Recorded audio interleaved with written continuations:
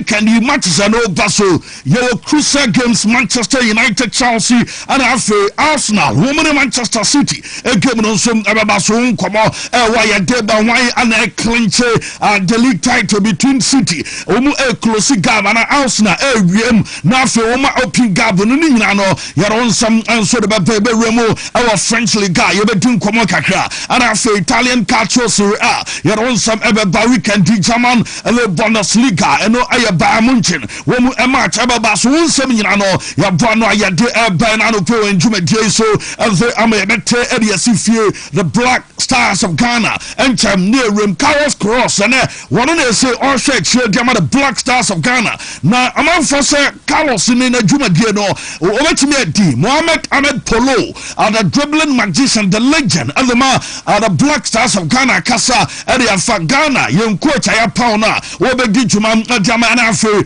Antoine Semenyo, Ghana chances, our the World Cup, Ghana, England, and Afu, Mohamed Kudus, Ghana, Medford on 5th new, our the World Cup, Ninano, Arias Antoine Semenyo, and Swakasa, Area found latest in Avano Nano player, Yade Banin Sama, Ekao, and another play Ghana FA Cup games, and also Mekwaso, and Ghana for any nations match, and Obaso, Nations FC, Woman Remo, our the grand finale, and on some no, you don't some about Fera games, and Basunano, Yabeti and Komo, Nafe, you don't some and so at the about Premier League games, and Afe, at the Akawina, Buanua, Yade Banano play Jume so and so at Damanturi, and so near Dituma, our YouTube, Wontumi TV live, our YouTube, and no Facebook until Monshano, some famous and Yentimi and streaming and for Facebook, no more YouTube, and Dam Juma TV, no, Degatana Salite, and also Kosu, and I don't pay a Dama Saturday. Our channels are question of the day, Baba. I are sponsored by Dr. Amuzu. Yeah, Dr. Amuzu Adaruma, and a woman answer a question of the day. I know, ebe doing comma, Amuzu P. Neja, what the air tire and that day, as I got to producer, I will show you so a OKT ranking the top ranking member, and then Ramba, yes, member, it's number 10. I want to Sadra Kana for 2 minutes, and a Kinslinum and a precious Omo, a boy at the bar time, Omo Kanwa, and a show me at the air Bernardo Pay a Dama, I mean, a 4x2 Monka Newton, and a Peter a video analyst. I will show you so a Komia Messiah. I was so Sanso and a Michael Asarbodu and a festival. Woman in an over to woman cannot pay away Juma Deal so that I'm a director or directing show at the Amayan, a Jima and a Fe, a branch of fan Derek Lord, woman in an woman at directing show no Abwa, I mean show no and so Etimiako Kama. Your directors and Abamidi at the Capo, the Supremo, the successman Kumo Nano pay, yet Nama comes to do you know about Benewa and Nantema Bibia, I come a fancy D Maria at Tetre, and I no paying and a soon your life a day, and more Yasemita, Jumadomo Boyatidom, and a day a year, a beer haba clinicomo, a can be glaucoma, and I send me a cataract, and I send Ariasu and use our doctor, a suffer rasta, one no other stroke, no, and a dear Kawina, no, and no, and I met me, I can't find a Jama Sagana, we na uko try Jawa Junior prostate, and a day, a knee, and a day, a war make us a was ready what just an anuze parody awards fiha and yasemeto de kidney so where Juma Kumasi Kwara Sujuna say made market natural tatna say more domain creben Ebenezer preschool and the year boy Juma numbers no 0541565199 now what do come near your Kojak farmer woman the Kojak Chaco and the toothpaste and a dem naba Kojak a dray and one day a woman pass and they will say and they will have so to see na wanum and car and so a Chaco toothpaste and American foe a Diamania person is a pifita none is some IF and what drew in you a was and so at the Amarinano pay Kojak and the regular fluoride toothpaste and also no German so wow with a pie with for migraine no a Kojak Proco Dano and a bet my boy can see drag lane and after Central Market Okumase 0245595997 and Robin Biato Samans Vital Bamistra and capsules a guy in you dear a severe waist pains see and here we are and I say will be all suffer from sciatica more in the problem non I akwa se wo bema na mo mema yo e won pam na akwa 2 minutes sem eno ensom na be boa ma wodem foforo etimi aba mu amu lo libido ni nyina ensom na ya de se ne mo be ba na ma be pessaments vital help mission capsules agan na wo so etimi anum bi e be boa na utobia wo fe doctor number iso 0240616061 utobia doctor ensom na be chokwan ya fasu edi entuma na fe enu amansom na ya kama high sense wo mu adaro manano pe wo mu chese air condition promo air koso dia efani se AC no 1.5 horsepower and afi dia 2.5 nyina no wo mu ewo bi omo standard split and afi eno so na ho dia floor standing AC eno so eba adwuma e party AC ne dia se dia upe bia no ye benya bi adiamanti mu amo enso ewo ye kan se components awodo and afi wa upe bi ayusu wo dam chele wo dam na nuama so na ne kama wei AC anu se high send for dia e power power anu mo de aba adwuma so ti sanu so 0302550000 and anu pay a bia e in showroom so no ento do ani ba che ona afo akwakope ebi na afo nuama kama Samens Herbal Clinic and American fo adem amase ne XTI sexually transmitted infections and asembia and female infertility bema and also ba awon asema ya dey ade ama no prostate enlargement obia or liver disease and afo kidney and the problem ni nyina no Samens Herbal Clinic and ado ni be che wo lab test oba betwa scan na fe and the problem bia wo fam no yetimi identify the amount ye massage and after physiotherapy and some na koso enti anu asene sukuma se sokore mampon opposite asokore mampon rural bank no and ye dey njuma working days Monday to Friday 8 a.m. to 5 p.m. and after Saturday 8 a.m. and pay doctor tenase doctor ba sorry na 2 p.m. awia fi ato so a ye run Alaska Star Enterprise and pay na Alaska de ni numa die doso pa se wallpaper and I open blanketing and I send the open in PVC floor tiles and I open the open and you may use them modern TV stands and I open the artificial grasses no your green grass unya nubia and also let me apply pa doom ya the boss as I'm building at the end me share more council circle tip tolling 0244 5135 na fe what in common our language so currency ventures our German so enamu yade edro gono syphilis canada ananyawa what drum Zara Mister and the G capsules anu na beboa na man capsules ne de mema dro me say edre tatashe se ne bema o bo adwuma o na di shem na dro masa hadrio ji se ubetimi ayi sadia fiwa wo boss roman capsules and ye gina so kire be wo baduma ne so bo hindi Herbal Mister and se ban se bano se Herbal Mister pa timi bo treat typhoid and after diabetes and aye 0246348334 now what do komo imulate herbal supplement any emo abano ene immune system no na saye mra bobi kantanka drono ano shipa wa ugine jawe maame no ma mo baduma o jawe maame o begina ho ahomate komensa nwumre ebedu mo ton gope anafe mo no amo eton mo ye ne dokono adwumaden wache ugine jawo sa ni nyina no momi mo pedro dio eno na beba hoden abaye ya so odai wan sore na yade wo widie num mo no madro na afe amwa adro eya imulate ba supplement wo yo ba wa fe funu akoda adai funu num anase o ma akoda no fu a wo fe adro bia enyeye shanonsom ama me akra ne nimfe dumienu a ontimi man imulate bi man nya adwuma natural company limited o madaroma ni afene say ne bema wo tunso na bema imu sopa ana afebu ana mu enso pamienu obonso a dia na ewom ni say wo discharge wi anu ama bi frechire eba wo ye bema ha adwie pa enti ano no na make sure say unya proslav ni bia eno bebo true man capsules no eye weak erection ana afe premature ejaculation ni na be kokongo ointment beba honam ani achi say honam sardine wo ye oba ma nya na meme ye de ensa fa wi no na afe sanche ka ne ade a ni nyina no so nya kire say oba de say oma honam eda ho because wo no ukokofu eno no oba de wo ho fe ana de uko ana afe suban kakra tachi enti anu wa hye no so ade amame number 0249017101 na afenu amanfo kama Lawson and the Beverages Limited Omadaroma Delayman capsules and American for the man say oyo ba na okwasiche wayase tarewa wadro no Delayman capsules ni bi sa pains ni nyina be call Delayman bitters and so dewomie and also a healing erectile dysfunctions into anwa sanon so Obama poor urination otonso na Johnson time you know Delayman bitters and wadro we dey be aba delay yi e wa dwama so be bia abadro to adro bia no we dey contact wo mu na say we dey busa dre 0248619999 na wo bon komo na no pe na enche ye dey si form na serious otraku coolant wo manta roma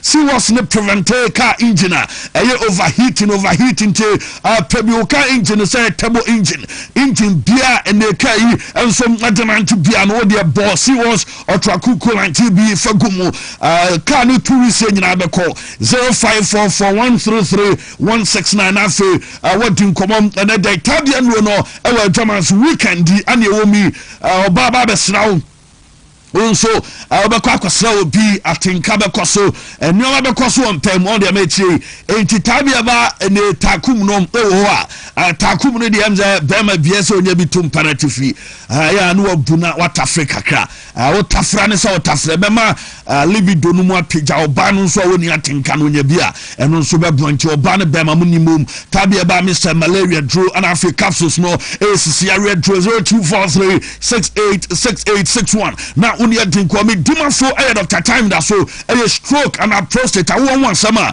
or the mre ebeto so no ntiri friend Dr. Time eda so brokwa gugu school junction and a Dr. Dini Juma 0244774282 na fene doc adinko mo and ano pay Ruta eno ne Ruta Mr Ruta Live and your Ruta Tonic I have 3 in 1 and a boom now Ruta Mr ne de say wa woni say throw bia ni way to me malaria channel and tiano asano so manuma tumi ntimi ne difo ni nyina no amanu beda ho anope Ruta Live ama mojade afusane e woni pediem ye ana afi tonic no so ama typhoid no ana said nia typhoid fever and so abeko na obefren 0244485632 na afi woni mpanifatin koma 3p garlic mister e wa dwama so 3p nie dupaba panie ya trend free garlic mu garlic extra garlic ma ho den ya twen enka nsuo nkaja emu nsuo ani ya twen ya de aye dre enti ebane so bia why kese obesa no so te ana afi sugar level I was through high blood pressure obi a menstrual pains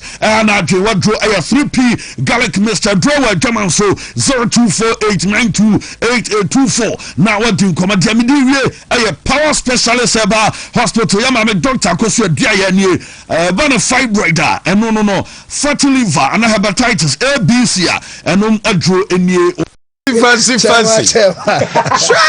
was fancy your stubborn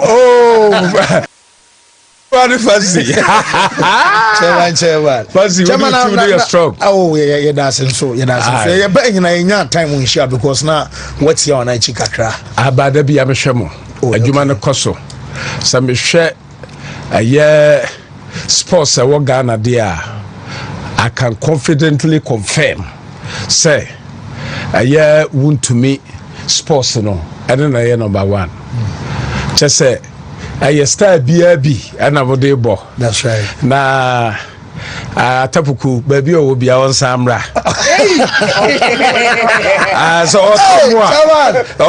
otomwa baby bishop e wo bia bishop wo bia on samra adwuma sisi on samra adwuma na so on two car okay to shama me say bishop atika atomwa ba na vini ekizizo akasa oh nice many ekizizo akasa okay just adwuma no Wontumi sports ebegu so ayekese na be kese ya na ho so no obi atie abrochire me wo ho ne ade ya yi nyina ehwa no obi a no etie mo ye kese mo ye tough anu ti no me be sorry anopa na Wontumi me tie Wontumi sports bibie no ha me ye what I say I one just a point nko anti no ana maba your lunch and so you ever have. Oh, chairman, then that's all.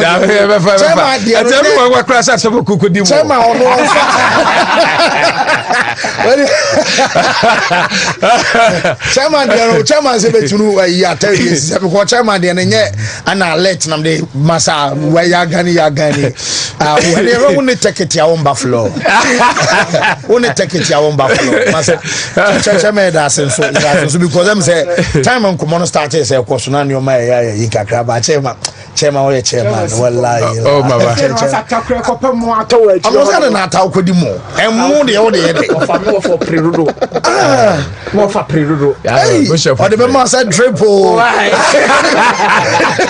atabo ko be su ko hey chairman I mean ya be ba so de na be ko me say da and some de more kotokomo de na ade nyina na nyoma e ko so Ghana league akwa bi na am person of this cabbage man na chairman league mo aye I kotoko de minim say Mamini can chas Santamai, Namin chas Santamai, you ra yekene, Otumfo said to a baby as I talk toko hene. Our ya Santamai ra, Nemquaso, or no one so and that Kotoko so ene dear. Nasisiano, and Nam MPP Intino. I had a drew baby at Nama Messomono.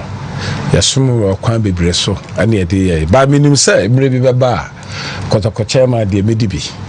Hey. Yeah, minim same be baba me debi. Wow. Yes. Na se me di so a me de gaga yesem. Hey. Sikane patapa. Me de befam amatimu no aba back. Said na bra na Herbert Mensa was so ye you know. Herbert was so ye you know. Sabre ni iswa asafo yehu bi. Enti meka ni nyina de abomu de hyehye aka ho a. What you say?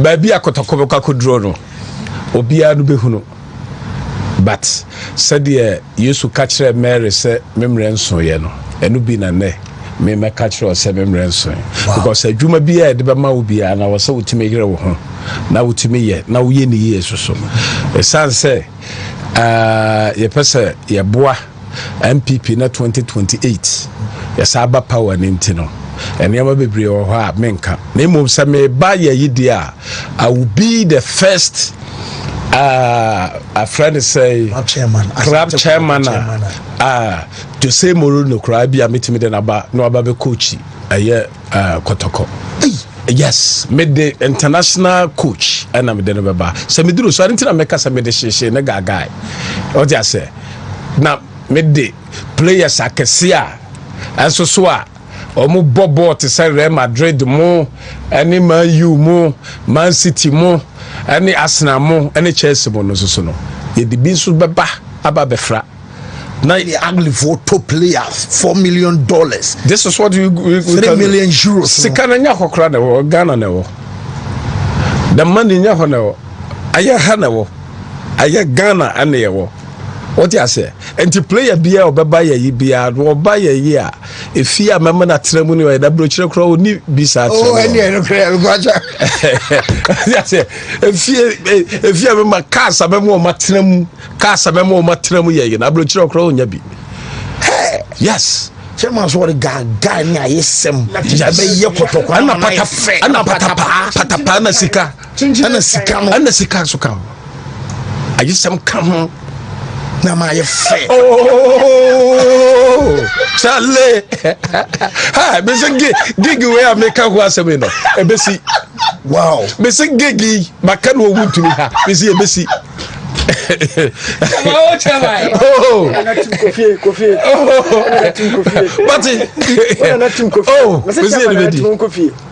Mr. Your best sum you ran there, Santa Mai. Was it the Biera Case?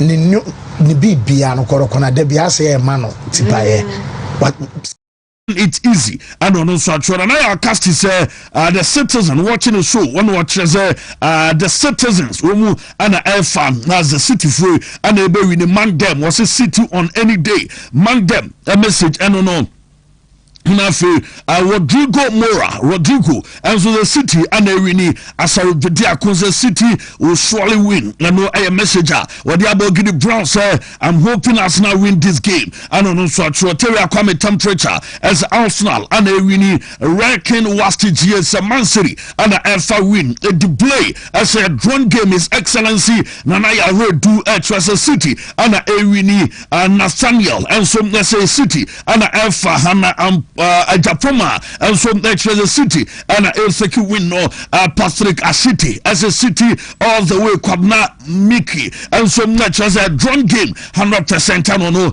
and so the adventure Bia on Argentina why and Alpha win no Nyame Eya Doma.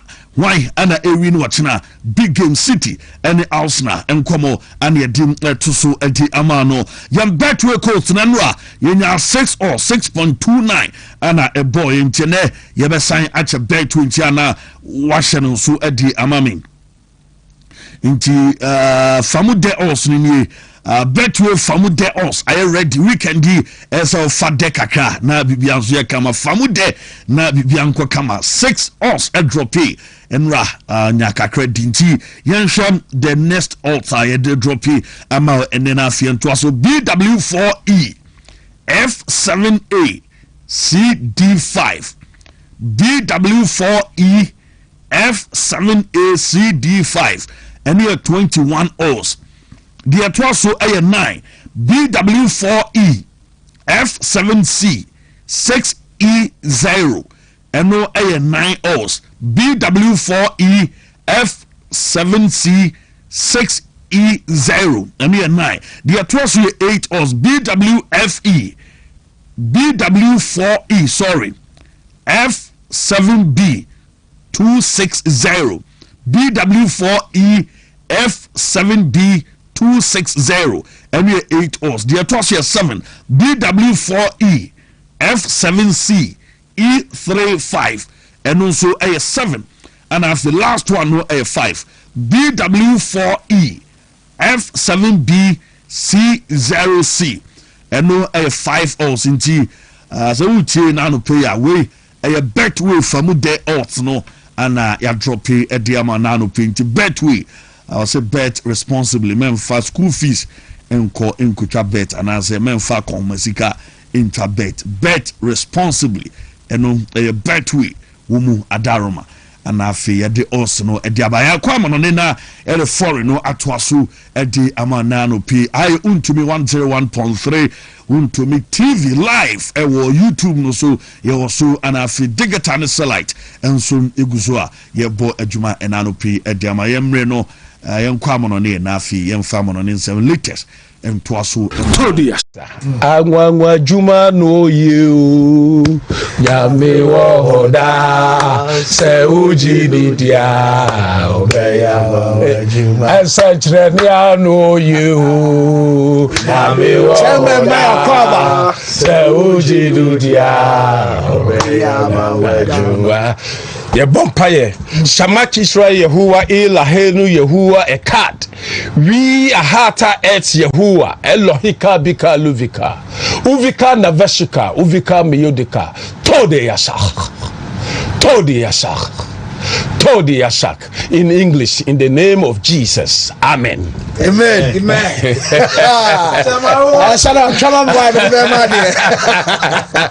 Capo. Capo chairman. I feel chairman. Yes. Got time at Taboku Kasamu. Send messages and Ben Robia say, "Hey, oh chairman, yeah, dear pass." Bayan Cook and the championship no near Newcomer Frank Lampard and after Coventry City. Womu Timon and Renumre, Womu Enso Ebomade, a secure promotion as the about Premiership Numa. Yadim I want Sabateba since 2001. After Anna Frank Lampard about Coventry City. I'm almost a secure promotion day about the Premier League and Yamia to my next season no and Yaman some Ebetima Kwakama doing 7 as the Alba Coventry City after Anra. Womu a secure qualification. Our page no so Nesam and it's here and Yama and after Air Kosomo ball and HSNA Jamai and Rante Pomote after Besene and Febe for any 25 years nie ana for Lampard editing yi and some day about as I do some no as the about team celebration and I feel near players and so our pitch no so nyina no ya we say betimi edibia bana for so the nyama and so ebesia kwa bra wo ma gani and the promotion I wo mo de bedi juma ama nyama so netima kwa kamana say Frank Lampard among for say open promotion and some gani our championship no mo as and tempa ugo Lampard because juma and they were kwase our bono anu say we go so pejani modi momu and some no wase our say no wo mo at a big club and so mana obetimi abajuma na fe wono so mo boni for the first time one lead in the team no 25 years our premiership no the last time on by 2001 there's a Jay-Z for the break no near said the wo mo na the woman say 25 years am wetimi aboa am o masiko promotion sign a feeling no and some city Frank Lampard and modern more and the reactions and not to draft us all boy Emma womu esike qualification and back to the premiership yentie Frank James Lampard legend and Chelsea eboboko no e say juma was start here OD you can say championship no more while the premiership no ya dia no SC pa manager at the kakra to the yentie say the feeling see it ama come through city and you do some no at the air power be fatim na ya mid table team na omo position and our 17th position on the league table abomode ama team yi and some let me aba amount money na no and was water so mo bona baso djumadia wono so etimedi and you James Frank Lampard and you get on some table Antoine Semenyo na me adumot na big game eba so Semenyo and now Manchester City modern and the preparation ahead of the game and eba so say interesting game and then some boss na me aduma Sunday na dia Semenyo area to that so my ready and so move face Arsenal eboboko no on Sunday a title decider omo ebusan say betimi decide and a title no say maybe emia results na me aduma tena ebeda no ebetimi decide the title say bia Arsenal atwum and asembia sirifo wo mu close the league title gap and no and some of them and no aye Semenyo sama what they are to do so there is a movement wo mu enso asia and the team friend Arsenal no a right time because there is a city form no and so aye pa wo mu in good form and this wo mu asia in the Arsenal this moment what there is a right moment na nie and wo mu enso any Arsenal for the bania what they want some and so they are to the way Antoine Semenyo come on they are to the one some no and the eba now o say o free bomb of eba city no na city for title o mo tata Arsenal and so no title yaji was say before so mo no mo be born of eba born of boys na ono mo born of catch me masa ye here 3 points no mo go mo na fe yen someone yen chase the league titles that be ya and you man so mo betima kamali nyina no grow and afi ono and so no dey to just enka mo favor I was a gamer I don't some course so and no iron comma Antoine Semenyo area to da na ni nyina mo no anori to just say the city feel in this Oba city what the league cup after the first title no on some so to make how the feeling it to say you better Antoine Semenyo on the moment we be do city na say what the title no rest the Premier League na nkasa and so we betimi age what the catch one say and a feeling is Antoine Semenyo etune empty walk. How was winning the League Cup and that experience and your first bit of silverware and just the whole day? It was amazing to be honest.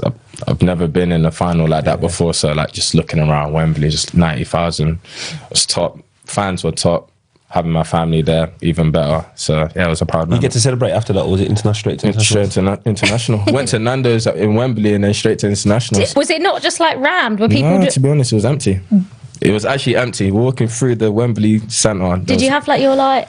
I had the security. Nah, I didn't have my medal on. Oh, you didn't have your medal on. Did you have like your City kit? Yeah. So yeah, I just walked around. And you didn't get stopped? I got a few shouts, but it wasn't that bad. But how was winning the League Cup and that experience and to the Semenyo Broncomo brave in the Black Stars of Ghana Wakasa area Fatim no yaba lokala yebe remna fe di enkomo on Semenyo nkoma we di afa Black Stars on afa Kurus Mohammed nso wakakakra ere fanu nyina no yebe fe ba be di ene san common Alan Hala e top striker e the Man City say Semenyo nie Nico really ene anafe Alan Holland ene say City team no on fire pa na Halana, woman was Arsenal game, also a massive game, and I know about so the biggest game power, and then also a Basso Sunday Premier League.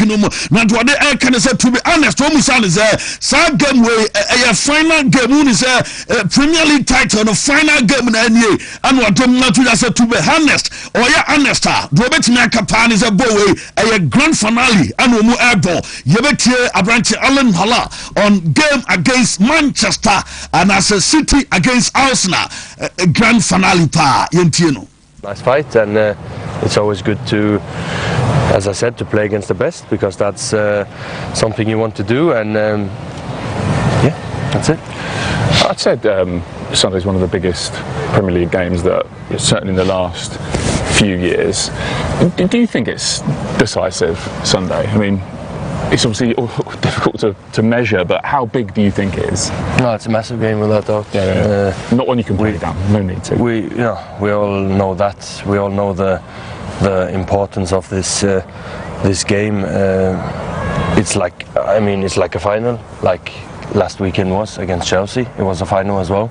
Let's be honest and say that. And we have a final every single weekend now for the next, 6 weeks.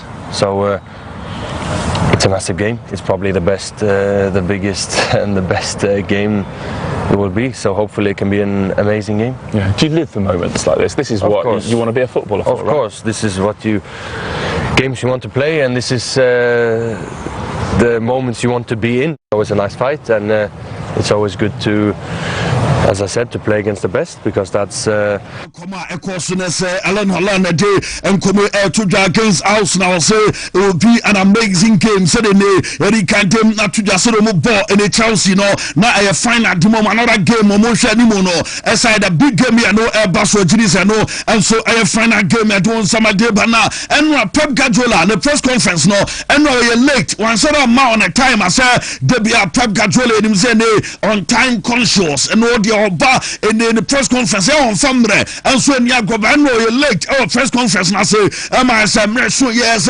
and the Pep Guardiola central for every send questions and our questions in another na kwenya in that way Pep nyama na ni nyina mo no report by aba din komo and commodity no every course almost say na Arsenal eboboko na du ba bia e na man for kind of style of play at the Arsenal yeah man for ball match and they Arteta style of play also when we enjoy watching in the Arsenal a game na already the nyama and so see kwadu ba bia game no sanity supporters and after fans no media we demand a lot and some not free and they warning na no a part of the game and also kaduma no and your manager no come what they are to the Nico really and after you busa say or fine sembia obe face Arsenal eboboko no and also already or fit obetimi and so na ball okay nemo you obetimi ka Ruben Diaz and out of the game one ebetimi confirm sembia Ruben no and so entimi more and no I am come on dey atudu adon some no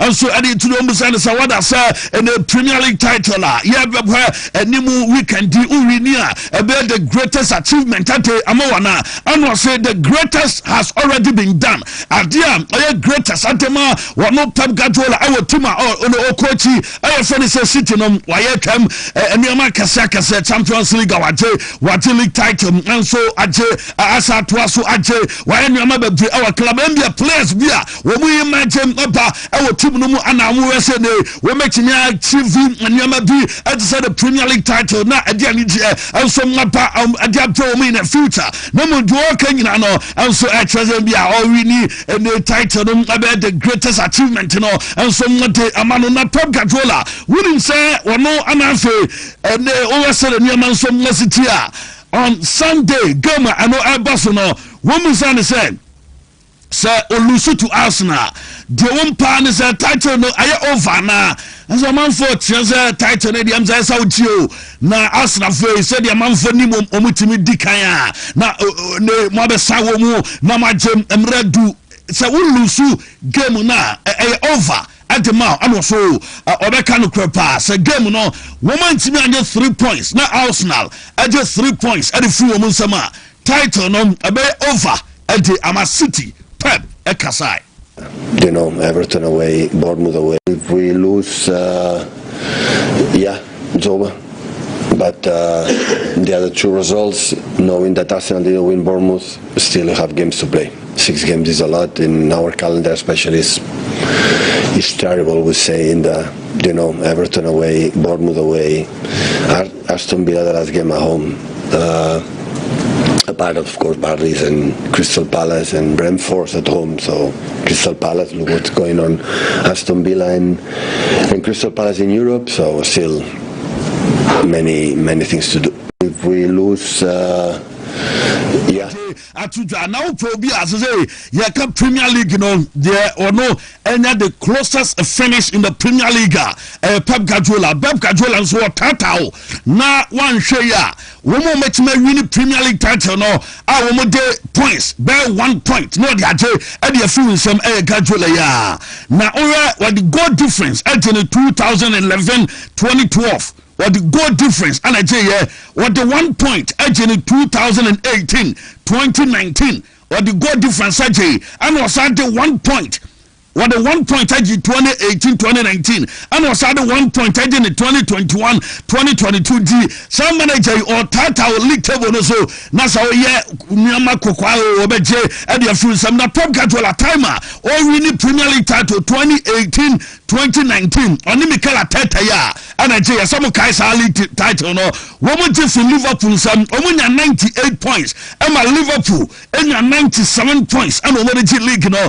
Now only Pep Guardiola Pep on Arteta ya celebrate and celebrate one among folks as a do time I said Mikel Arteta also do there now for celebrate because manager when in a Bajuma I'm an the titles of full some do moment I'm for trust as Arsenal free and some not to make and no air the fuel at the own some no and so at the one Pepper celebrate do some from Kwabe celebrate or the Nafia Nyama Ebesia Mikel Arteta and your Fanamamie and Team News game Abaso Sunday was Bukayo Saka out Nemum or Trump I say on to me and bought in a game to be Mika Marino so as usual on some out and a manager and I confirm it I mean I promise is a game no open draw and I say win was a draw in the dictionary mo a win game and we have 3 points in the woman some and so bet me Kanya me adoma what's na a game and some never to abaso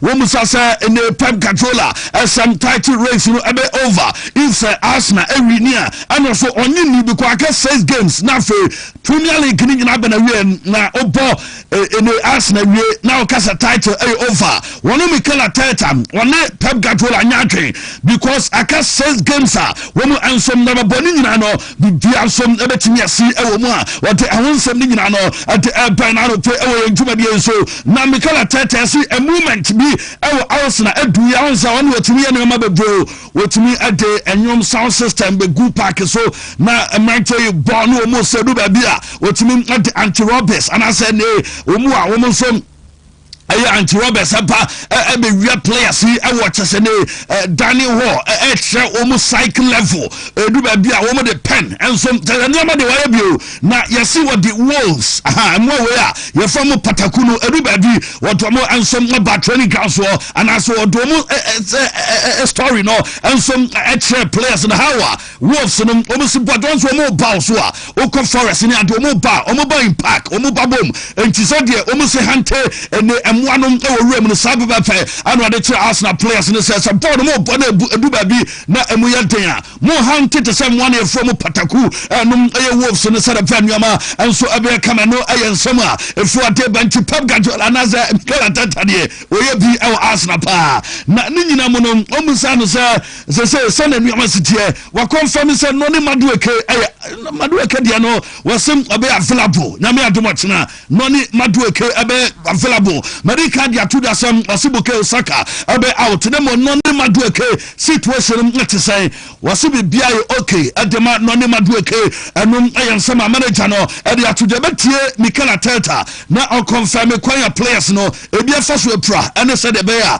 e bi nsom e betimi aba be sia kan adema timini nyina no what nsom atuta adema abra or solve a lot of problems that day ama Arsenal players o mapra no mu a wo mu enso ho ato mo betimi abo adema tim no manager Mikel Arteta e kakra atuja ye tiema do update our Arsenal. the one we have had an update on recently was Mummy, who came off. Yeah. Wednesday looked like a knee problem. How's he? Well, we have another training session tomorrow, so he didn't look that bad after the game, and he was quite positive. He's a player that pushes through pain, so I'm hopeful that he can be available, but we have to wait and see if he's able to train tomorrow.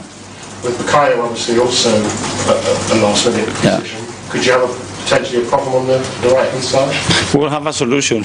So whatever happens, we are so used to this decision, unfortunately, for various reasons. So whatever happens, we'll have the right solution there. The other three I haven't mentioned. Player Duma Ausna na the one to the Nano and some actress 2020 Abra coach him a friend Atata Manoko. Now also do be moment be do na se coach be frawa. Ayana din so be reject because Juma uye ebe do be penny kese be fraw me be sami no ya Juma na ne uni se penye no so unyaya na nkawane ne be ya Juma data. Enti moment kono eba no na straight away eso ko na okoya Juma edema Ateta Ausna yentie bro kakra or the tuja. The best competition. You're one of Mikel Arteta's first big signings. What made you want to come to the Premier League in 2020? When I was in France, I watched a lot of Premier League games. So yeah, and I know the Premier League is the best competition. And yeah, when he called me, I just say yes, I want to be there straight away. And yeah, like I say, I know, and my head, I know the beginning is gonna be a bit difficult, but since time I arrived here, he tried to help him every single day, and so yeah, now 5 years together, and he's on me every day. So yeah, I'm just enjoying to be with him every day. You're one of Mikel Arteta's first big signings. And Common Bedre Cosso, Yalabason Nafiati, and Commander Moses Kaiser or Chelsea, and also extending the Juno at the Emma Chelsea, some of the Bible Free. No player no Diatuda so at the Bakua, or Shanimus of Asso and so a club legend. Say a ball any place or my bottles or more status no, Aqua could do so to sell Lampard, and I feel Balakanum and John Terry, and I feel Didier drop a woman and a legends at my club no one day. Your Bothouse legends are as your bonny team a Kawano, I am Moses Kaisedo, and I didn't come away, and some Nadia to the say why stand there at the Amateur and a Kopama, so Yatesa Obeso movie at the Echo and was a what news liberty, a man for some Manchester United up and what here. Now the movement in do the movement and it's already be a call our family, our Manchester, because the family in the Hono Mubezi, Nemum on the way to London. Now Edubabia, what Manchester sir, and what them about London. No more do be on fit class and a bush for in the Manchester. We call London and some Latin and Anite, our London and no Ayako Palmer and some of the Atudia them and some of the Gema. Now almost son is a German Basso. Now on Chelsea project now, when we air the artist and Chelsea penny for them almost a project and was say yes, Omo RSN and Yamabeko come and penny for the project now. When we air the Yaman some let me Aqua Kamadiamo now, Jidis and Chelsea, Namia Domino Muna 1-2 players be Ababa Kamo, Julius and when we ever to my winning trophy said a player and Yaman some Nabe Kamade Amomo now or Julius at Champions League in the Daya when we ever not sport now qualify now from a day Akoma Nimano, a friend my Debanti Champions League position in a day. I had Chelsea for no when we and Sabeti Makwase, woman team honest no Edin Komo, I can't Omo players in the Dominia, our club, no media club Naya, and we had my club na Yamabeti Makwakama. Enti so bia di wo mu ewo gidie said the team owners tot bollinom ebaya dia no some ebe Brahma Chelsea and the Blues and Yama Koye dem amom no ayeko Palmer nkomo a wono so wadi Mamiliam Rosinia wono aye Chelsea wo mu manager no amje wadi nkomo be bre wiki mo na di wo mu say Chelsea ebenya Champions League wo mu 6 matches aka eso mo so nyina na fem ano so bana fe wɔn enya the sport sɛ dɛbɛ nneɛma nso yɛbɛtumi akɔ kama ɛdama team no na de wɔka nyinaa ne sɛ players a wɔn ɛwɔ Chelsea na ne baako pɛ ɛne sɛ the final weeks a aka yi a yɛwie Premier League no attitude wɔn adapte attitude a yɛbɛtumi aboa ma Chelsea team no nneɛma akɔ wɔ sɛ a Chelsea team no wɔn na produce Frank nom ana afɛ John Terry ana afɛ Drogba wɔn movement no wɔn abɛbɔ adwuma yɛka personalities ɛwɔ Chelsea a wɔn dressing room wɔbɛnya Lampard wɔbɛnya Ballack wɔbɛnya Solomon Kalou nom ana afɛ JT nom Gary Cahill ɛne other players wɔn nyinaa no na wɔn yɛ boys a wɔn ɛbɔ bɔɔl no wɔn personalities ɛwɔ so na wɔn ego paa deɛ na obia ne ego ɛwɔ dressing room hɔ ɛno no wɔn ka kyerɛ ne boys ne sɛ ɛsɛ wɔn ehu sɛ Chelsea team no yɛ wɔn a bɛyɛ adwuma ɛde level na to nti standard a boys na sate ɛde mu to na ɛsɛ wɔn hɛ na afɛ wɔn catch up the standard sɛ de bɛyɛ a ɛnneɛma nso wɔn bɛtumi akɔ nkan no ɛyɛ Liam Rosinia nkɔm a wɔn ɛde ato duadem na wɔn nsɛm ne nyinaa no ɛde bɔ sɛ du baabi Lampard mo bɔ a na wɔn bɔ ɛde ma club no wɔn bɔ sɛ de na ɛnneɛma bɛyɛ ɛnso ɛde ama team ne sɛm bi a ɔbɔ ne sɛm bi a ɔbɔ sɛ ɛne wɔn hɛ sɛ ne ɔbɔ agye individual glory ɛde ama ne ho ɛno ɛyɛ nsɛm a manager ɛde ato dwa yɛde wɔn nsɛm ɛde ba na ne nyinaa mu no ɛno anwummerɛ level kɔwɔ ɛnso ɛbɔ ɛne 60 minutes ɛde ma Chelsea wɔn under 21 ɛno yɛ good news akɔyi opra yɛ akyɛ ɛsɛ sɛ recover ɔno nso ba sɛ bɛ nneɛma nso betumi akɔ manager no nya n'adwene sɛ ne ɔbɛ Rose Lavakowo ɛdena bɛm ɔhwɛ sɛ ne nkakra ɔmo betumi ne nkakra saa na afɔ no nso betumi ɛwura team no sɛ de player nneɛma nso bɛyɛ kama de ama player no na yɛbisa Liam Rosinia sɛ Jimmy Gittins yɛbɛhu sɛ ne ɔbɔ this season ana so Gittins ne deɛ obetumi aka ɛne sɛ wɔntumi ma a definitive and the answer to question a wɔma busa na mmom ɔmo wɛ sɛ boy no responde kakra wɔmo ɛwɛsɛ no wɔbɛtumi atɔ no n'afei wɔno nso nyɛtumi awuram sɛ de bɛyɛ a nneɛma bɛku ɔmo mpɛ so ɔmo de pressure ɛnso nyɛde mama boy no ɛno ɛyɛ nkɔmɔ efiri wɔn ma de ba na Liam Rosinia ɛna wɔn busa no sɛ noise o dede Chelsea face ɔmo tɛsi ɔmo kyerɛ sɛ ana adwuma untimi nyɛ ana afɛ adwuma yi asɛm bro so ne ade no so wɔn appointed no ɛwɔ club no 3 minutes tieni yo wɔse ɔmo confirm Chelsea manager ɔno Liam Rosinia ɛwɔ ɔmo nso social media no 3 minutes ana man for start untimi nyɛ adwuma no ofiri na ba ne track record ɛyɛ deɛ enti saa 3 minutes no ɛnneɛma ɛkɔ so wiase ɔno ohu yɛ na 3 months tie 3 minutes mpanie na what the 3 months na se nyoma be koso pa e team no na do ka nyina ne se our confidence e team no na afa project a mpanimfo aye se de be ya nyoma nso be ko into mpanimfo no enso no project o mu edi se de be ya wono nso de ho be wram na Chelsea team no nyoma team akoye de ama club no na unim se protest ne be ba so na the protest against Chelsea ownership no nyame aye adoma against Manchester na said the embassy kodomo chesa exactly 6:45 na ene message no aye bluko out wo mo try mpanimfo mo details anim no e modemo e wo fam ye pa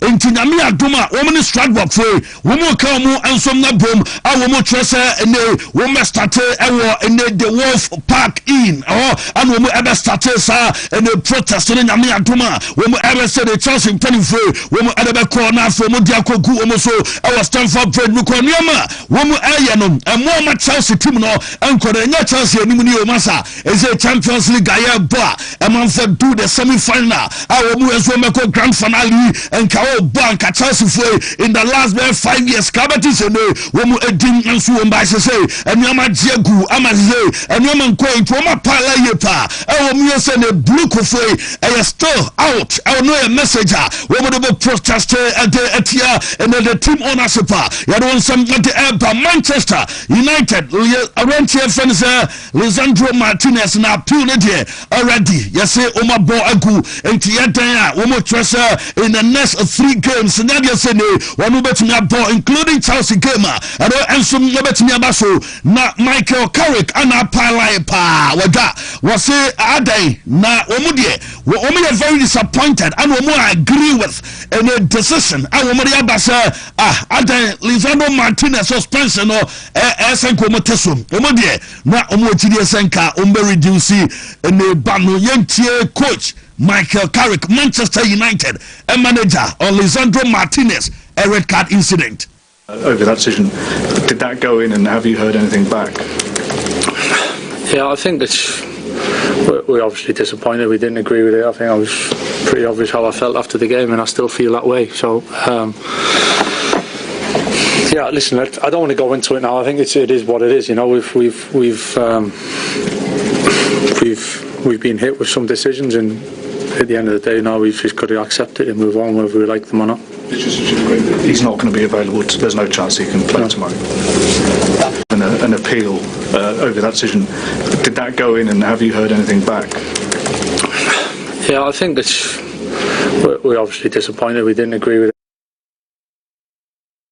No, and some manager, Eddie Atuja reporter, man, say Lenny Yoru, and so Epra, na Enon Ehadri Epa, na reporter, Banisa on travel London, move in the B Nafe, on more game in the piano, a Diaba Consensa, a Razy at the Air Banitures and the rest of the season, not Lenny Yoru, and so to me, I'm more and from Manchester United, and in Coma, and also Air doing something I know, at the Mane and pay away in so na manager, I provide update now. Reporter man say Patrick Dogu aye regular one day yet so okay na mo kwabe manu a situation at the same yentie any update our Manchester United come ahead of gamer and over so players bang and between about Patrick Dogu dey manager chim say oya fit I ready na mum and the players Wontumi mon say and a situation is it here our United. Anyone else? Touching on team news, is Capo mainly back in training, and are you expecting anyone else like Patrick Dogu? Is he back with team training yet? Patrick's not. No, Patrick's he's going well. He's rehabbing well. He's getting on track, but he's not with us in terms of training yet. But he's back on the pitch, as I've already said. So that's positive, and he's doing really well.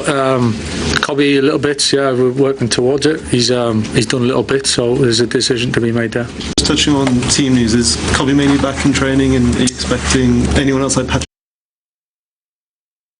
And so a binty Patrick Dogu, Diana Ochim say on said I'm ready for that. And after Capo minimum and so situation or what they are to draw Ama Diallo and after Brian Boemo Omieno and was say Boise Bomodio na Obobo Mabasom Jumedia Omudi at the Manchester United or said you know Womu a game no city Womu said a bear Manju Boboko no and Yamabekoye number players will team Numa Utimu say Ama Diallo and after Boemo Bono, Womo Ebo, Tim no Ehia, Womu Power Jumedia, Womu Edu, Modemo, Ebama Tim, and Modemo Akonkai.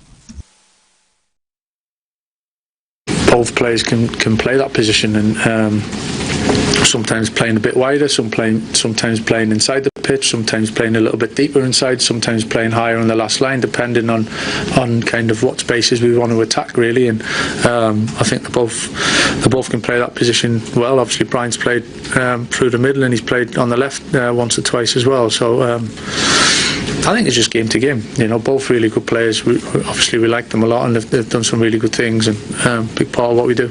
Now that the idea of playing higher or playing wider, is that something that they've got their own freedom to interpret, or is that directives coming from you on a game-to-game basis? I think going with what their strengths are naturally as an individual, for sure, and I think that's part of when you choose a team. I think we know what individuals bring. There's definitely the structure and the principles within the game and the game plan that we want to carry forward. But is then trusting the players to do what they're good at within the boundaries of that as well.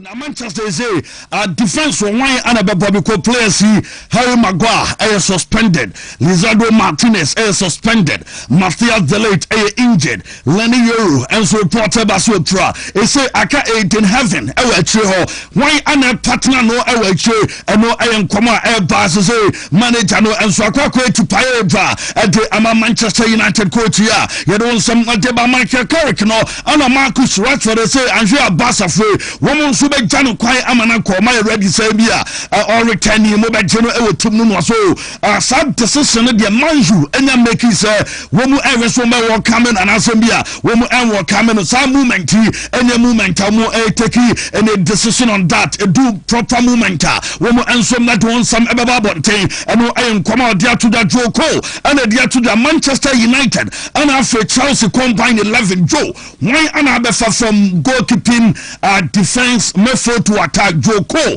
and so much ono de na donche combine Manchester United Chelsea 11 Joko eni koma Joko e dia to the Joko no and ya didn't sepi adem abandonia roller reporter pan say or dia to the announcement no and ya bomb of coach no Chelsea adwuma no de season no akona wi no so awie ene na adwuma no aye de free Antonio Rolla aso de bomb say why now gidi sembia o fit ukoi ono betina ba enso aba adwuma so no de say de adwuma no enso na to bomb say obekọ ba bifofro akoto aso so take decision either so obekọ club and national team akọ adwuma na next manager adema team no wo so mate so training busan say you are to say Marco Reus and aba adwuma no efem ama team no say na wo see no we say ono oni any idea about coach ono eba yenti Antonio Rolla on nkoma or the atudwa.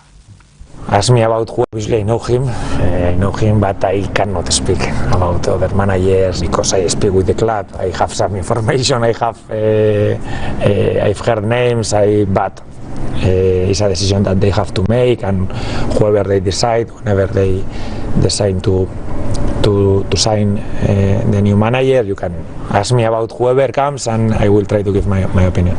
Obviously, I know him. Come for the bench, Sunny and University, and the Adolsepi at the Bamame and a ton of manager Roberto Rizzabi. Now, you come same Jumana day at the Amadi Zabi, Abefa, and I send farm also Giddy relegation. No, as I say, Omayo close, they say maybe a dano and some anche, Ometima relegation. I'm an air, no more so ready as over fight. I'm a club and I know a Roberto Rizzabi, and I dem and the San Commodity to the normal son is a Guti, Romero, at the end say, and was it was so very sorry for Guti. Nina say prom I will proud hard ebe affect club na player no so ebe affect no mo yesa niama be kama enso ngadema na no ayen koma de atuja yate ensem pi enso ngadema Roberto Rizzabi ade atuja o misa say players no du ba bi emze we baye with the players here ko dina niama e kama eno asesa all the players no ko dina na so mo be sam ngadema na de bia weekend bia no eso do mo ko dina na afi niama e kama eno ya asem ka esre ya yate ensem Pedeba Roberto Rizzabi and a game against Brighton. A game on no bad day. Yaresa and a game with and you but quite Nakasa. Young energy and after Quaya on also Texas or Hesene what the Ebe Rasa game the Sada Bear win.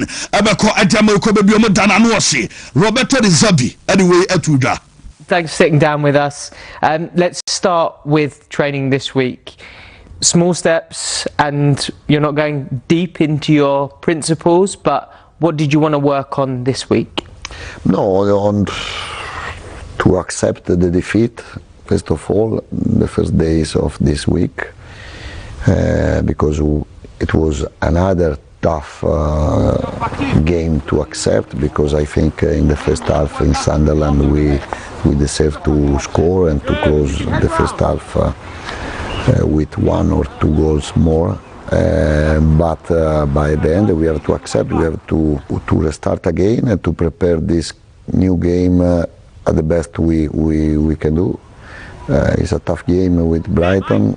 It's one of the best team in terms of quality of the play, but anyway I think we are we have the qualities enough to win the game, and for us winning this game can be crucial. I'll ask more on Sunderland in a second, but I wanted to ask a little bit about the idea of spirit and people first and football second.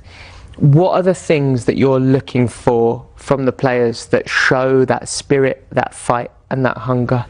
The spirit is crucial in this moment, but in this moment of football, no, because there are not so many top players in football. I'm speaking in general, And what can make the difference is the relationship between the player, the spirit of the dressing room, how much the player feel to stay in one club, how big is the relationship with and then common course Xavi Simons in common enough in common kakra and found because player away a top player at the Ematona Bobo Kodemo coaching by one starting and Obusa said then a player a friend Xavi Simons and Yansan was starting a game was a player no as well go on fancy team as some Ostatia Obeso go says a new console running without a ball anywhere. And you also to make a ball, Nino, and Yama Bakumi, and be always a player, and a bit may and Afi, one also when you start, I know I am Koma, what the Atu and 70 played by Roberto, and the Zabi Kudus Mohamed Pranodier, and some Hamana Jania Park, Kudus and Kobe Joanna Pray, and some Weltama coach, and say Kudus and you are reporter and it's a manager, already when I confirm it at Jamaica, and now there's a Kudus rest of the season. You be Kudus Mohamed, our Premier League, and a bad news, Adama Kudus Mohamed, a bumpire. As a new man, so I bear come and know I a reporter.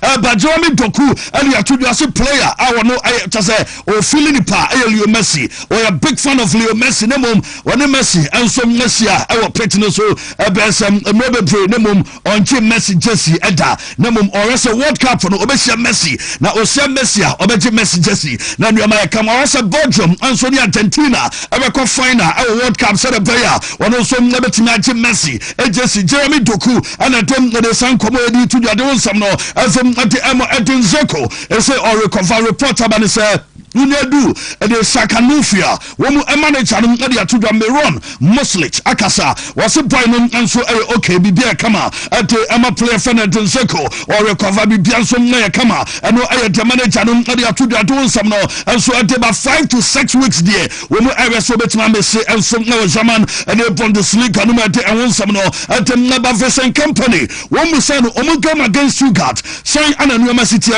omo be league no weekend diana and what them to that say any league omo be gen weekend di and omo say no omo be winning game no e ya de ba ko omo say no league title no there obetimi akọ the last day na for them adu league title and no I am command to the Stuttgart boboko no wo me team bia omo adwe pa ye ka energy awoden a wo mu awoden pa and afa eba ne sem physically, we are very strong technically, so we are very strong. Our said and we man some come also the long boss. I to my said when we are bomb long boss and so far. I told some by Mama Sporting Director. I don't know Amutia Christoph Frank. Now Wakasam also on Wednesday game now when we are against Madrid, and of course our Alliance Arena Europa and some investigation at the Afasan Yaman and some trophy be pry supporters be pray. Our Alliance Arena, a promo came to pass from I say very emotional. Now, to any two days, and said journalists no more prior, and as for more kind of my friend journalists no more, and some nothing come as I wish you more, and your man speedy recovery, and your dynamo do okay, and say, football, and do be a feeling to me at the Yama Bebre, a do be now, and it's a brosua, a son, your man, and some let me see. Now, do okay, and say a being CPM or more as a more catch of Bias in the Alliance Arena, when we are stadium, we are very safe. I know I Christoph Frank, I know I sporting director, and some not the map by Monique and Summer, what the air 220 and 70 them and name. I see and come up as a football, as a football, and some not change a being a football no. Ojobola, ultimately do Pibia, Ojoba, ultimate Bakumi, Utiaso, now a gem must say football. I have one day, all your days a say, ultimate ball. Born a more physical and on the name and some Nadia Tuta was a generation where born as a Dubabi, now football a very flavor and a dinner no Robino no ball. I remember boy Shakakanum, woman to very flexible numbers as heavy. I want to go when you want your born ultimate one and some idea how do you power. Was there a place? Ultimate ball. I remember the board, dear Graka, Obeka Rodrigo, Obeka Vinicio Jr., no Boran Selkie. When I a place, woman to the ball, and dear Graka, and ye.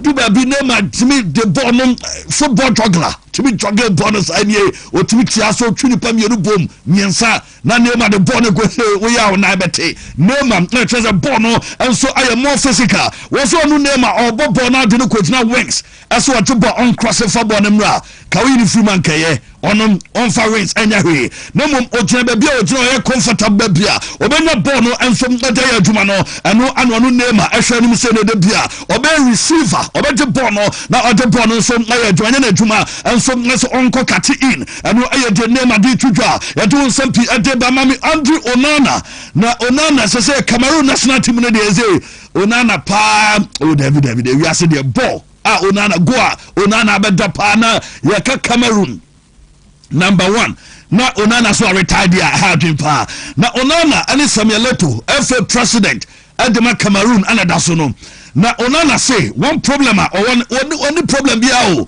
no football people no omo football our Cameroon no woman Onana no problem we say do baby opesa football economy our Cameroon or Canada so Onana nye obabana drinks so Onana stubborn eno ya de ba ko a ono so maka wase sa oni obi agree our FA na ombe so mo kick out eno na force ono Andrew Onana amana retire emi atene odi atodo so support Cameroon ko da no wo mo bobo area o we so mo kama so mo bo na na bi so na kama eno aye adwuma se we otan quality eso mo emo adwuma fama Cameroon woman national team no ani Andrew Onana enkomo no ma Erica Cerezo na me aduma Copa del Rey final and Basso na Atletico Madrid president and Erica Cerezo na dey to say a big night at the Emma football Spanish football and na do Kenya na say and football no di oba wini piano o di ono adi to dan is the best team and the be wini nemom say best team and wini a do oba wini no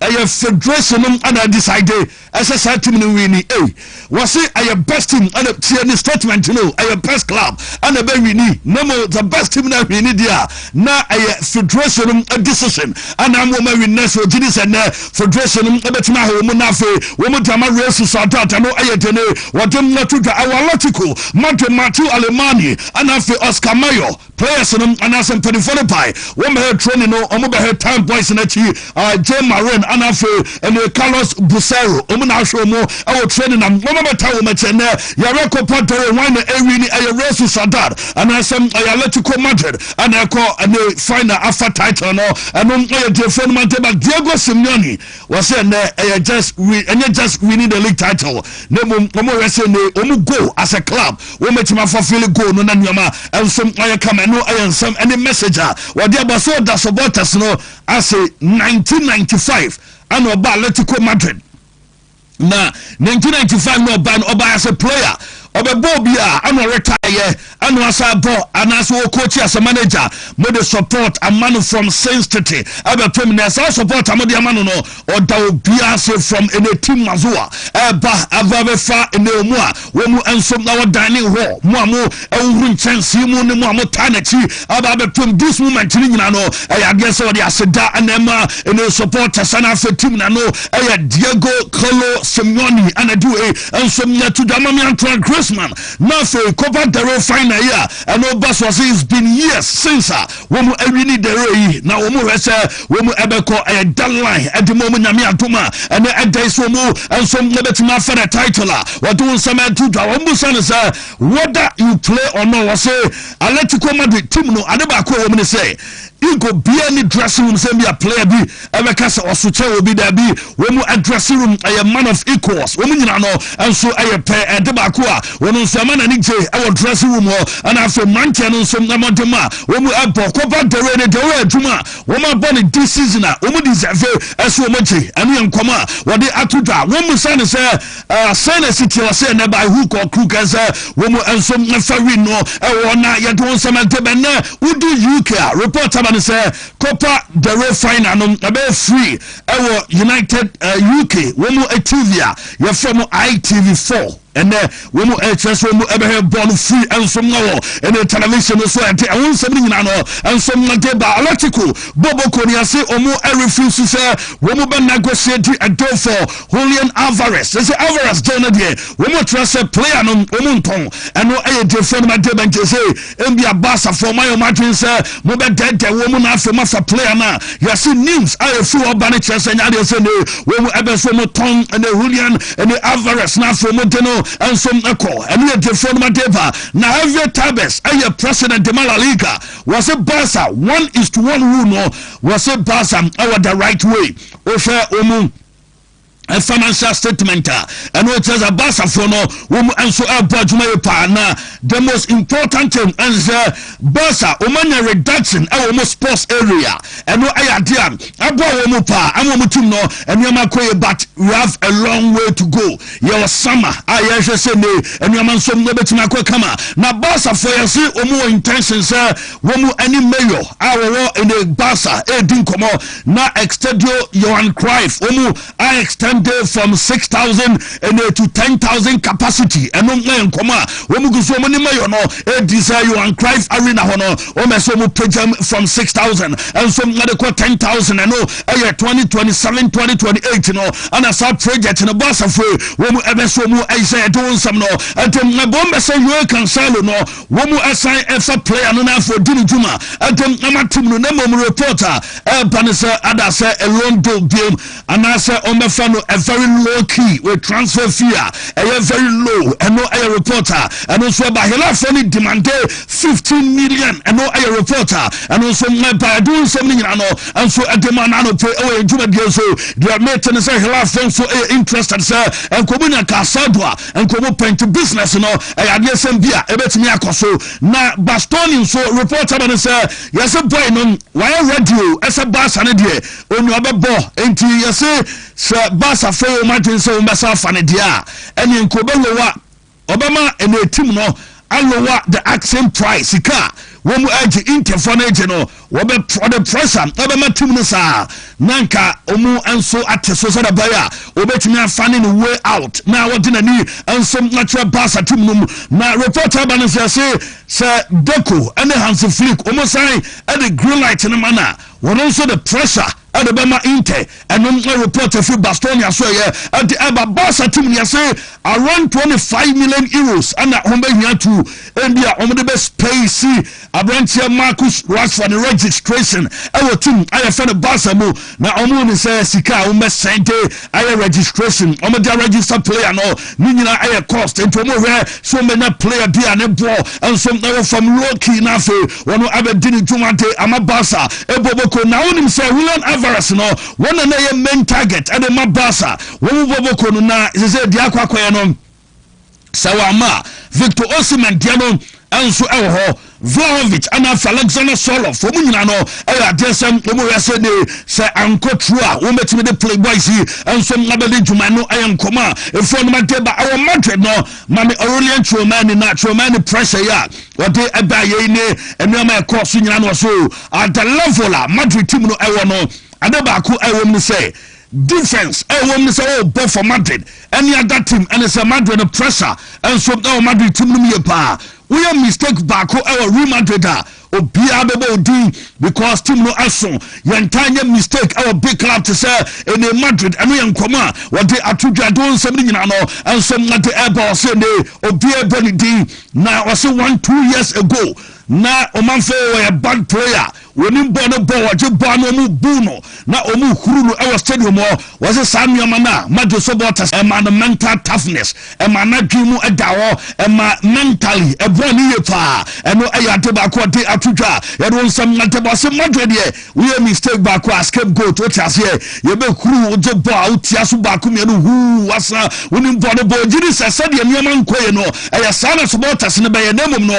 one so prepare na train and ahead of the game and no bet me so na nyina mo supporters omu huwa Wontumi control their supporters ebeye adeba ko betumi control your performance o perform our pitch no so no ye one thing o betumi control na mo say you do and say you huru our pitch no so no anya dey so control ebeye ye eno ayen koma what the atuda inte womu legends ebe face Madrid legends na me aduma womu chesa on the 13th of June our Santiago Bernabeu ana match nso betumi abaso ayade awon sem nyina no adem na inte Champions League womu free monse bodo gland free womu na je womu adwuma ezi womu adi efim ne yesem aha womu pa financially across the team no because compare last season Inter womu nya 37 million euros and womunya and some other physical and no sweating about Champions League now all compared to this year around 71 million euros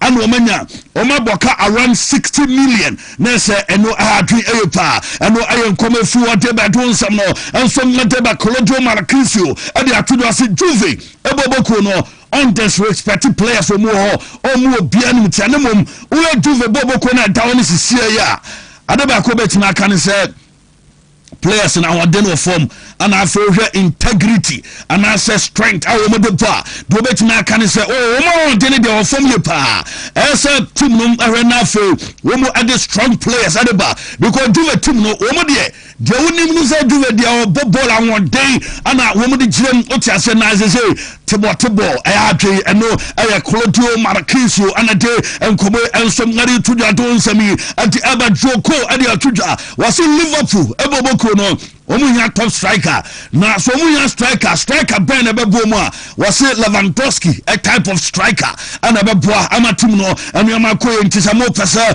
mo bomodin e Premier League num and as a Champions League monko for Robert Lewandowski and obetimi aboa amanuama so akoye de amatim na ya do sama deba Liverpool and 2025-2026 no womu the highest top 5 highest paid players what is 2025-2026 Liverpool team no top 5 highest paid players Mohamed Salah na 400,000 pounds a week and Van Dijk 350,000 pounds Alexander Isak 280,000 pounds Cody Gakpo 350,000 pounds Florent Vert any who go a kitike 200,000 pounds and in a week na say we said the nyamesi kwa am say omumodemo e wosoro anase sika wosoro e modemo from Alexander Isak 230,000 pounds sizi we of adie yan say that one is how ekona wie ye ushi Van Dijk for October je go for ya no punitu anie ono so 350,000 and on so and to sika boys ya Japan fe baby o de Liverpool and so da and also pa na Locatelli is our Juve is make say on so extended to 2030 and them na team no and no Locatelli report of fuel and them number Inter for the day we mu say Vicario goalkeeper yaso ma din won komo team no ma awu rese ne Vicario no wo mo ensam betima aka na afi ene ma so kama no kakra efo no ma de bentin latest ni nyina no and ya de bayan fancy na yento aso abrafo enya atenase latest ni nyina ba ayo Wontumi 101.3 Wontumi TV latest and ya de aban analysis amnesty bia mo bia o pompirum so die bi otie dia tie no say me a businessman also obia na ba otie say normally no odi animonyam kese na eba aye the sense kotoko no so so eburu individuals nti no say oba na so wanhwe ne ye pa wo kwa wanhwe ne ya na odi anugu ase ekọ otie say abrebia enti ansana meba se meba begie no what I say, I will do a lot of research and I will make sure say me ba bi de animonyam na beba me console me de animonyam na beko hey ebi mo fu say bia chairman kan sa akwa oh me say said the Elon Musk de patapani ayesam ebo Donald Trump ho no me say patapani ayesam na bi na me say be de ba be bokotoko ho e de asum yewura ene kotoko e for mo wo the whole Ghana nyara wow oh ya kaso ebe ye busho patapo gba bia wo bia de sabra busho William sa no chairman say ye bia sabra bia wo bia chairman say enka sabra e dey say me say mama o mabo player bia obo peso mo boni din bia na me kra de kade ebe ye me fepa ne say Ronaldo Messi Neymar Vinicius Junior mo omo ba be retire ne yodo mu nyina no aba asante kotoko what you say so bono so o jai bono omba be jai one season be to say that Angola hoba Rivaldo mbe ni nama we yes na makwakomo muska say omo de omombra no munye ye because said there fans are across the world, across the globe. Enipa hwehwe wo mo ene ade Ronaldo sabe okọ Saudi Arabia yi anya se wakwakoya abrantie bi a ebia ode emuja munu bi ni hwanhwa ye you know edin no an odidi ho enti sa wode sankofo we de ba ye pa you see we will give Asante Kotoko you be given hope na Asante Kotoko omunya hope pa akra ha so fo weekend omuboy sabe kan shara nya game bia but then we are talking about Spurs as of fighting for in life and survival. Name also kasa football has changed a lot. And then who players like Jabo e de dada mo ho eye de ometumi aye akaka kra bi e no bobo few players ejini. In central for Kubusa Pep Guardiola say or share Arsenal game na who Arsenal style of play they say they say enjoy watching Mikel Arteta and the boys. And now also so omotoman say or G Premier League title we are about the greatest ever achievement when you're in England and I know you man say he's already done the greatest and you feel about the greatest and a couple of other big games are so let me start with it's a for Asama Motuma Pep Guardiola ahead of game on it Mikel Arteta and Arsenal for contest this season Pep Guardiola watching the power. And for standard, Obia onim coach Pep nim say Pep de season Andrew Babiano na enye last 2 or probably 3 titles are all fighting for. Pep naturally doesn't fight for a single title. Or no, ne career mu no season be bawie na all pray for 2 minimum or 3 trophies. Sa na aye no or co trophyless. In fact, but there have been certain coaches are already top 4 crown and near bomb basso. My idea. Yeah, Pochettino was personal. Odi top 4 or this person I idea. But Pep already level na dia more no say. Sa fini beso. Naka FA Cup. Waje. Still we believe say no. Uncrebi. I say FA Cup na Jeffrey Arsenal way. Yeah. Carabao AFL. We feel say me no yet titles as a fight for. Entino onye bibia central no busa say I feel squad no more emre or style of play classes wapon niam ho bebre bra wo bre you know catching up with Mikel Arteta points at them ntem no utumi gia obehu ni say greatest achievement na central for question pa typical journalist question this is a manager obabeto adwuma Roberto Mancini and Pellegrini aye yet and they discuss here you sign a home most to the so many believe foundation. But Aguero and see our Pep Guardiola time. It was a big moment in Manchester City or career. But and see Pep on the time and so a couple of years sound common City laurels or achievements in their rise as a big club. You're more Pellegrini Mancini Dinsa because of a Juma Pep Guardiola. What they play a Kwakoji Ballon d'Or. Wakoje Club World Cup, waje the Champions League. Points ahodo bia etese onya e de win Premiership for England no. He's done that beautifully. So Kubusan say oji Premiership back one. Obi oji Premier League 1-2. I think third one Okay so oji back where and the greatest achievement a below belt cost for Pep Guardiola. But oyanu ye pa say I have already done the greatest.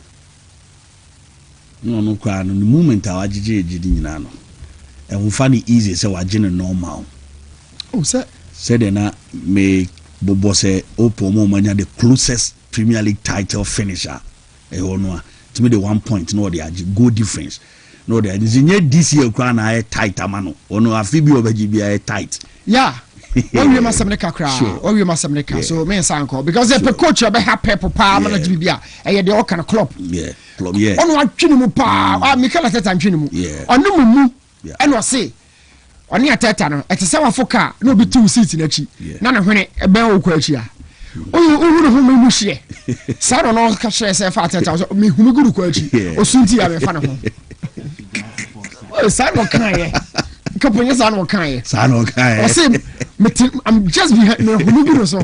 We go no who share no. Ateta kwa na hohye nya Pep no. Pep no de.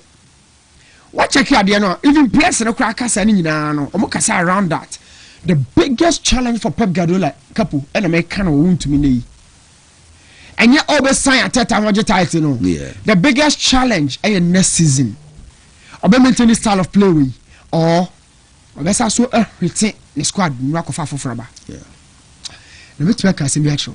Enye Pep se o Chelsea Ateta se menyo konkofa no. He brought Semenyo to fit the English style of play. So I read them. Yeah. The quick attacking football. When you ball kichi or the sujina fako kichi on Savino. Yeah. 30 minutes was here Anthony Manchester Anthony. Pep time. Was a ball okay don't turn on the ball. Now say one to the players to be interview. Say a pass the ball if you say Ibano. Now ode kwano. Was it main in the hand turning on the ball. Allow the ball to flow whilst turning. Now ujira ball so 10 Anthony. What the oil say? So no matter you son or turn idea black to yourself. No Anthony yes.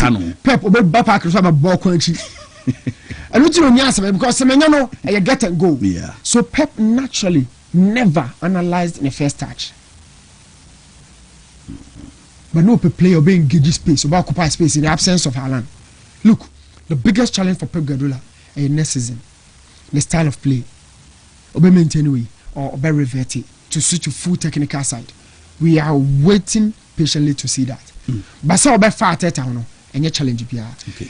Name as skillful players in every game no na Isaka Rodrigo aka Vinicius or Keka 1 or 2 bia. It is true. It is true. More physical.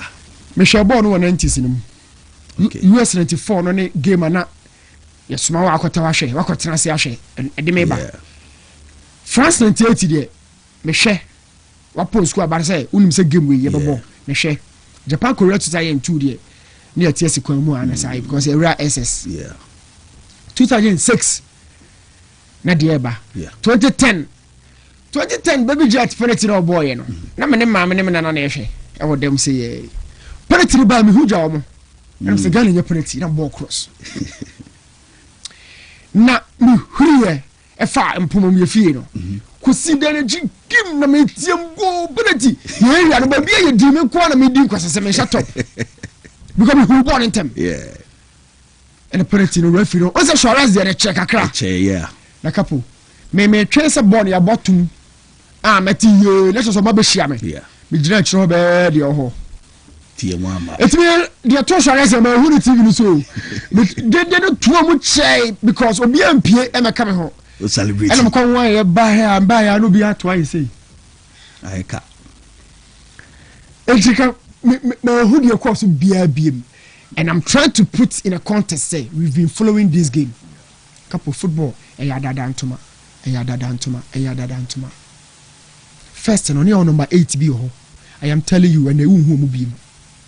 Number 18 and you want to say ACM type no okraba okwa Jeffrey Horma obre so the Michael Essien ni 80 no oh but that jibo free Essien ho abutrika 80 no ya turu 80 no Musa Dembele no was person 80 no seed of 8 Gattuso 80 look at the midfielders na me bobo we no body crana is so difficult so ko gide free ho easy. But the crowd no about so a blue jay head na ya to the hazard. Put through no but body crowd ono ya to na. Poba mo the last breed no. Omo be kokra no omo ne twa to okra no and you poba mo ni justice blame mo ne mudasiru mo de na no mo ye kire wa hase no. The box to box physical number 84 no mudasiru mo ne be twa to. And 84 na ba no oje ya no jama. Capo who's 84 na make be. You're from the marauding 8. Ojibo no twifa so. Do we see them? You won't be. A system no na esesa wo mu ana so mu ana system no na eyi wo free game no ana o ebi ni ho. And na it make no. And na make say serious. And a fullback no na from omo did the word fullback buy no mu jabo no kwan no ma twen no. Omo so ko. Say the game ni demand say yakwa Brian Kobi. on share yeah it's when you full back game your from lateral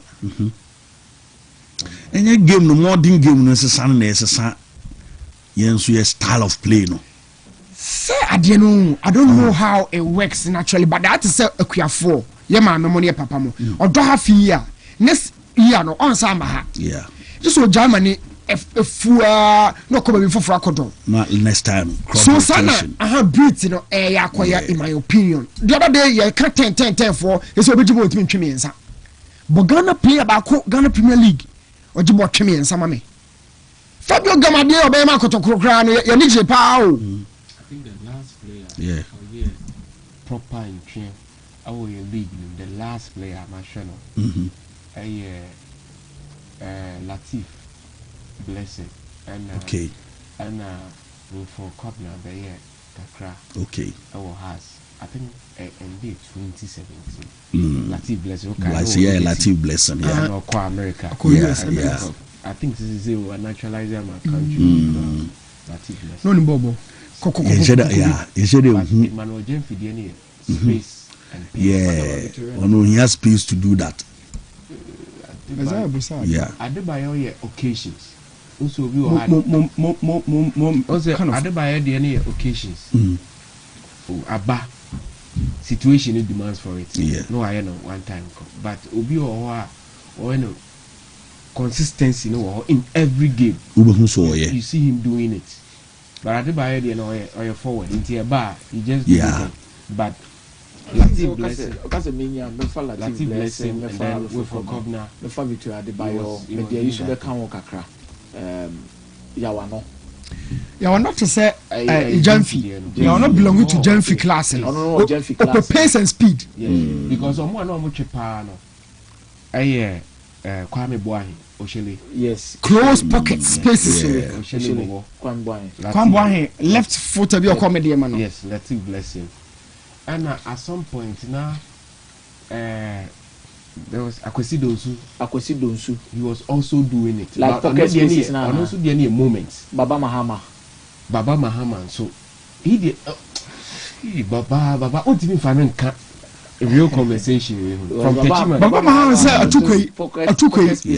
atukwe you're not too crazy a pace you're not too of them need a pace na wakwakofa but real crafty opponent in retreat but get the ball penetrate on say echo for Cobna there on some body di na my din ono no oyin hu firu ya no osa jabo no kwan so ball no Capo change and afei ne nipa dodo na adwene ba so say tenfo no a mo jibwa on say your nkrofo bi ho na stadium a wo ye do be mo so referee konya so always and they get it off your feet no so bi ani abo achi sorry not na say but this time no ojibwa no ojabo no kwan ye hu bi eno na nema e ka ho asem no Nima has to understand this and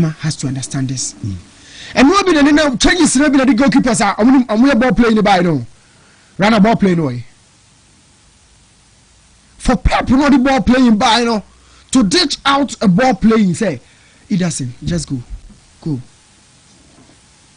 there just go I said the ball playing goalkeeper and I am Pep ni it doesn't go how do you understand this Pep why to say only unyenibro na da bia ba ko sha sense mo na only lady barade no ni o ye bia no akopa be anu atwe no minim ho hwe that is how now the Steve can mama samu another thing shade bi wa okofa Ibrahimovic at the time ujira ne nan so pa de to e diska 50 sakra no ho the deal to atem kra Ibra buy no e no de Messi be share ho se force 9 Ibra ye kwa na agina ho ba ye ba de asoro ho na Messi me gina this concept Ibra 70 SF and we use to F word the demand ayasem and no Pep na kofa Haaland na ba we are not for Alvarez sad na ka ho on the Steve Oka no o start ade no we are not atwe no ho aya na de be mi on atwe no ho ade no relevance e kwa ohunu tisha ho so sa go steady system no into on twene ho maybe he has the vision to understand time it is a player evolution no player profile type no twamu a no so twene ho obi odi Busquets okofa Mascherano bayo Mascherano no board pivot in the 4-2-3-1 on Alonso oni ho na Lucas Leiva na ebo Mascherano no buy no se central defense Busquets come here What you see? But the do time about the Champions League, you know, on the Inter Milan, when you DM Fiona the John Stones, every general centre back. So he understands time. Neymar has to understand certain for no. You better who be him, but nobody knows when. But I said yeah, time. Sankrofonoko. Maybe or no, and the last breed of Sankrofonos so. Now you can say another batch member. Lamina started, but unfortunately not for Brazil. And Olise so a year before. Yeah. But Olise ne France the end. David Ginola mono. No more the Olise. Ginola no more bad boys on the ball. Yeah. Do probably on the ball by and Olise so Neymar he has to understand say baby I drew the Samba football no. I'm sorry, I'm joining European star no. Na Dutch for the ticket no Spain for no sunjam. Yeah. Spain for masters technical football and what course say. Capo, let's study football. Football it change to say weather Football is a son what to say weather What is so become modern day weather? Modern day weather. Yeah, come modern day weather. But the Jitum say, can to and so to answer the Brunya. As I said, the Brunya we answer in Swato. Yeah, come modern day weather. Let's understand football and how it changes. Games are not there. The body kakra krabia na crew no so mezamo around Roma Rumbi. Now, I think the biggest game for Mikel Arteta this season is Jerusalem. The game back I love such moments, Capo. Being a young coach, I cannot stick to one person. Na de ba come sua about Simeone pie or ba touchline or you know. Ni so ne ban no na ya na hye ne players ni mu no. I love that attitude from Simeone. They be running players. Already players ni mu on hwe. Yeah. Na Mikel Arteta de we phone no would ya we for but there are certain moments be on ma it demand say obey your say hard guy. Yeah, it do baby hardcore. Mem catch you. Now for sumu awusu awaro atare say do abodama. E say be akrofo be jawoda. Oh yeah. Uko mo times nibi. No, Steve Woo was the experience no Steve Woo. Steve Woo was the experience. But oh yes. Masa. Supercast. Chuba could you know about review. Chita enter omu gwa bruta ya hu ye school basketball. And you for man me ko fi o ideas. Na do we fan Jesus one. Esum wo. On Roma tad na gu me kom se na. Me bohrema. And I said, make a sack of me someone on a speed. Oh, Bema, me someone on a speed. And now, Mikel Arteta. As I saw all out against Pep Guardiola. Yes! Oh, a good man, too much. You're not getting over here. Simeone, do you have a flick? Or China no ho? What China no ho? About China dressing room. About UEFA conference, not true, nobody was a food. But touch out here. It's a battlefield. Show resilience and grit. Respect enough for Pep no dorsal. Say to be so your master. That's a fit in master. Sana dia ko no bi o shop on chen ha. Ya de carry bro I want so master better say. Ba be say. Ya o cry master no ntumi nye. Akobi na eye we ni my do there. Me an say cry say. Ntumi kan fo master sa. Ba we no. Respect you too much. Huh? And the Pep o show we ya. O do bu say obeye. O share Arteta. When you obey, all celebrity, obey your celebration. No, honest no kosro. Na cameras no try who she and what afra no. What interest o kakra.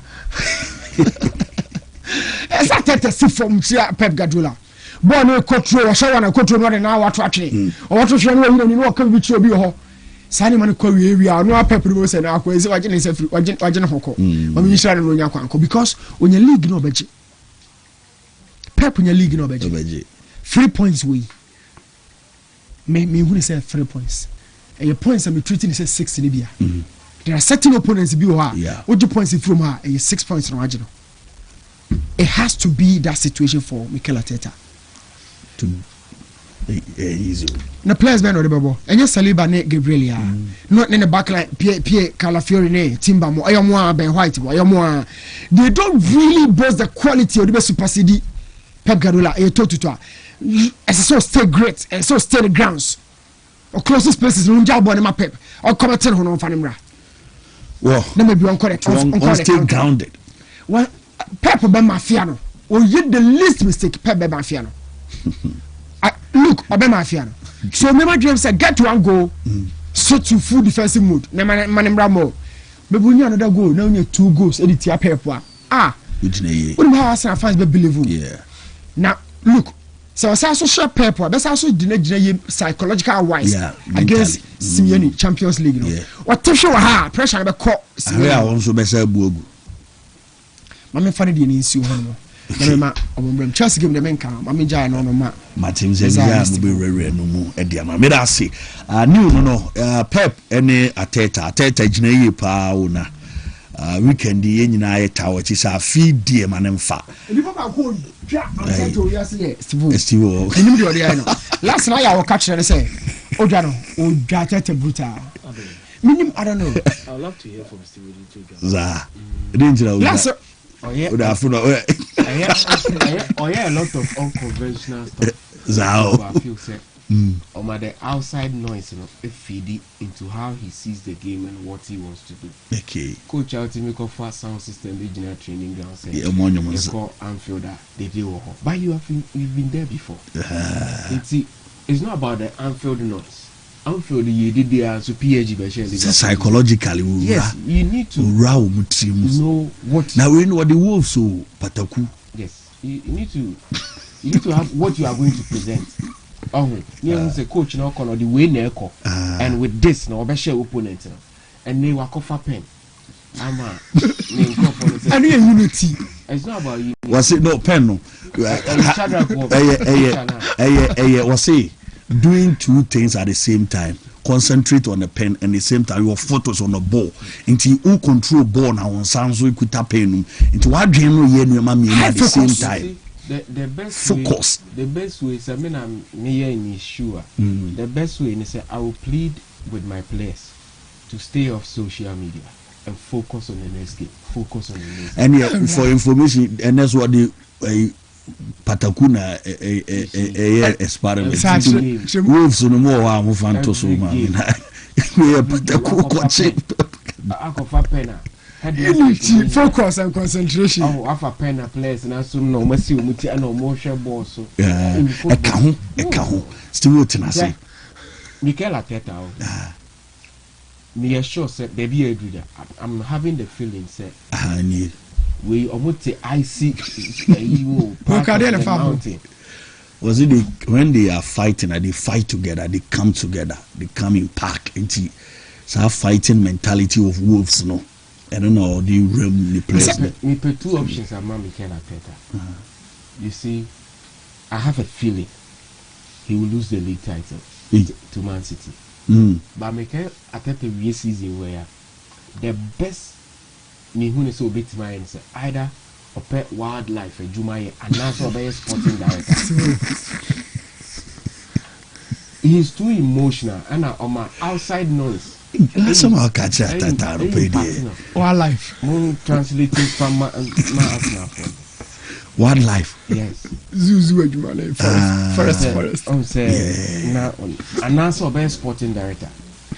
Only unse meme bi wo ha emotionally omo ye mre aba na ye BBC ana no hope na pen oni you see just imagine pen ba kwato form just imagine it's concentration no in the game you need to also concentrate ti no demonstration or more ade am play footballer or you weak you see.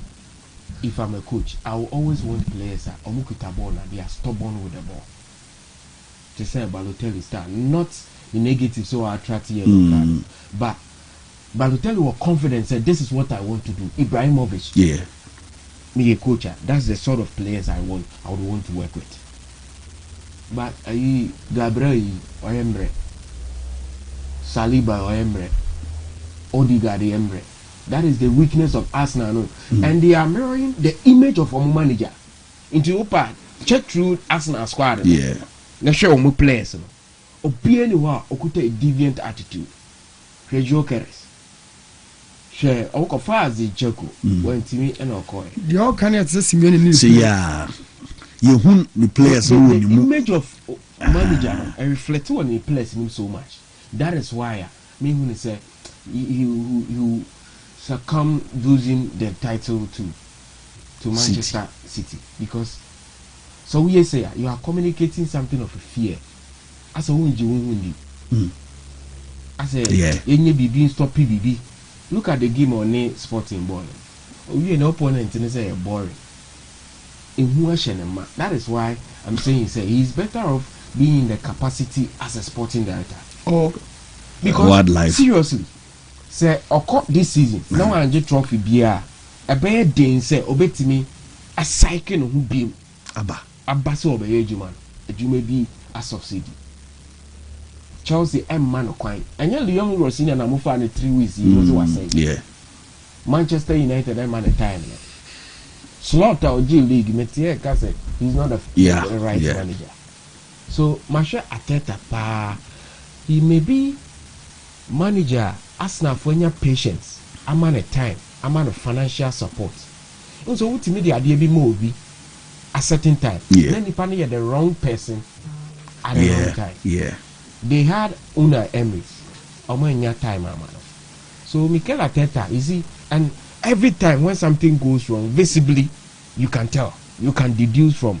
That is why I'm saying, say, when you may be all year as a coach, it's like a military commander. The attitude, you need to say, a reverend father.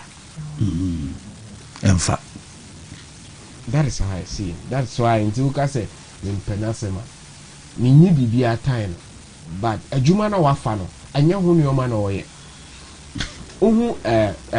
Marcelo Bielsa, very calm and quiet. Obana post match, they all kind of straightforward. Yeah. Oh, they check it through managers be the confident ones. The more you know, Baba, I say not what you want me to say. Yeah. Only the upper soccer. Okay, we set up in this fashion and Koyi no machine. Club lost the UEFA Champions League final to Real Madrid. Night no lose you and no share club night club or party. Obama back in the place and say we are going to the final next season. They went to the final and they won. Oko Kamnu Koluzi 3-0. I see, because it is Anfield and we have you, there is a chance we qualify. Almost share Barca with Luis Suarez, Felipe Coutinho, Leo Messi, Busquets, Rakitic, Arturo Vidal. Almost 4. Go and check that Liverpool team. Now share Barcelona. Check the Liverpool team that won against AC Milan. Jimmy Traore, Stephen Ane, Jimmy Carragher, Intebe Promas. But they believed Rafa as you did confidence. So you can do it. Your coach and factor. Let me hear the documentary or interview of Rafa. I'll say, and Nina, almost a Crawford Church goalkeeper Kodama, Weber Bafa. Yeah, Weber Bafa. 2005. He programmed the players and he said, Sekudruha, we born a penalties far. That is why I do that in another pool. So wait, you see, they dim now. They tell on it. Like I say, personality trait to be our but you can't be a coach. Now, my outside pressure and about so influencing with decision. If you know what you are doing and you believe in what you are doing, you stick to it till the end. That is why I have a bit of issue with Mikel Arteta. And yes, I mean, me quite my time. To one kind of shit, kaka. He's better off being an assistant and a sporting director. That's all leading. Yes, because Arsenal 200 million player. Yeah. 68, 70 million under the same manager. Mobile previously no now Kosa 34, 35, 40. I'm saying Mesut Ozil normally 50 years so called. But he's the manager Arsenal spending the most on my backing up the BMO. But the way he carries himself, in fact, say Henry Craig will say, I dare know you, and then I am on fire. Ochina, I am on top of the mountain. Ochina, you will be at the train station early. You see, bring your breakfast early. We who are beg, bring your bedroom. Hey. Oh, Debbie. And there's a pack as on the performance in Yambia or there. This guy. Oh, Debbie. Oh, see what na on patch order obiaye but we no on the end also we all say Nigeria actor Tony Umez honey I'm sorry papa no subane I see it in this. I don't know God how go to my crowd. Person me share crowd na catch no. Oh, they are coaches are me who be there. This say coach Maswa. Two frames a boss. O level we doing there me nya no free Ghana. Yeah. Go and coach outside. Me catch you. So see what you are saying sir. Coach some board with me Menene Trans Stadium. Me Kevin channel. Coach Prosper. When I know I'm telling you, you are the right I'm not thing. afraid. Whatever you think of me afterwards, it's not my problem. But I will make sure I won't insult you. Yeah. So I say, because I observe things for a very long time before I speak. Okay. And that is what I've seen in Mikel Arteta. Okay. So for Arsenal fans, you see I'm a game winner, I'm a big game, no, and say. So Man City co game we lose here. City ever starting a dominance, starting with a bit of a chaos. I'm going to Manchester United 1-0, and they needed QPR. So I'm more goals, and I'm winning league, you know, with go better goal advantage, go difference. Yes. Now, so Arsenal City started no year against Manchester City. One shot, no more build a dynasty, a very successful. Arsenal a club were called 22 years without the Premier League title. But the biggest problem of Arsenal, the Arsenal fans, what is at stake, and you're beyond 3 points in our year. Arsenal are a club of near men, near misses. So Waji the invisible Niwie and by the final of the UEFA Champions League. They took the lead. I think they were 15 minutes away for being crowned champions of Europe. Yeah. Annabelletti Kotekano. And then a two added another. And a Koye 2-1. A near man trade. Almost a baby prayer no call the Europa League final with Chelsea. With was it under Unai Emery or so? Hazard last season, and Chelsea Sanji free in himself. Last season they came so close in the semi-final of the UEFA Champions League. There comes Paris Saint-Germain after so much Real Madrid. So club will be able to me eliminated Madrid there. You think say the club is destined for the final? Sure. Near men again. It has been a decade plus of heartache for Arsenal. So Arsenal fans deserve this trophy. But to do that, about to a gamer, I bear the ultimate. Guardiola said, so lose here a game over. On any bay argument. Yeah. Because we had the dynamics now. So Man City win here. It means on a palace or saying Alba on points with Arsenal. And we share this table. Ni intia Guardiola or can say or say ball the games I can see any yeah. Watch aye share unya premiership table no man. Everything aye close. Points no. There's not a gulf between them. Goals for and against in India who say they are very close. Margins in here very close. Until you bet me about all out average. As that happened at the point that City are on the ascendancy. City chesiwa ehu. At the City makadi wechino. Yes. So na City there at here. Arsenal game no any convincing in recent time. Yeah. You can't in terms of players any goals for a champion there. You should have your attacker scoring 15-20 at this point of the season. Arsenal will be an Ebini Hosese. So Oman rely on goalkeeper now, your friend Ryan. I know Arsenal will approach this game to fight for a point. Because point Edu Mujina ye pa. Guardiola will go out all guns blazing. Nyaya nanka Ghana's Afa Trophy no. The personality of Coach Nimami Hune said it's a game that unfortunately I see Arsenal losing. The City will win. See City going all out. Oh, okay. For the win. Okay. Now Frank Lampard qualified Coventry City. Yeah. Now, interestingly, Coventry relegation, that was the game, and also Lampard, I think no the year debut for Chelsea also stand to be corrected though. Now the Lampard a strong message and I was sending it to the colleagues or no boy at that time because never saw a company a day Bayern so to be quiet to the final of the Champions League a wake up call to the talkatives. For schools in the squad. About Chelsea, Becca said a bit premature.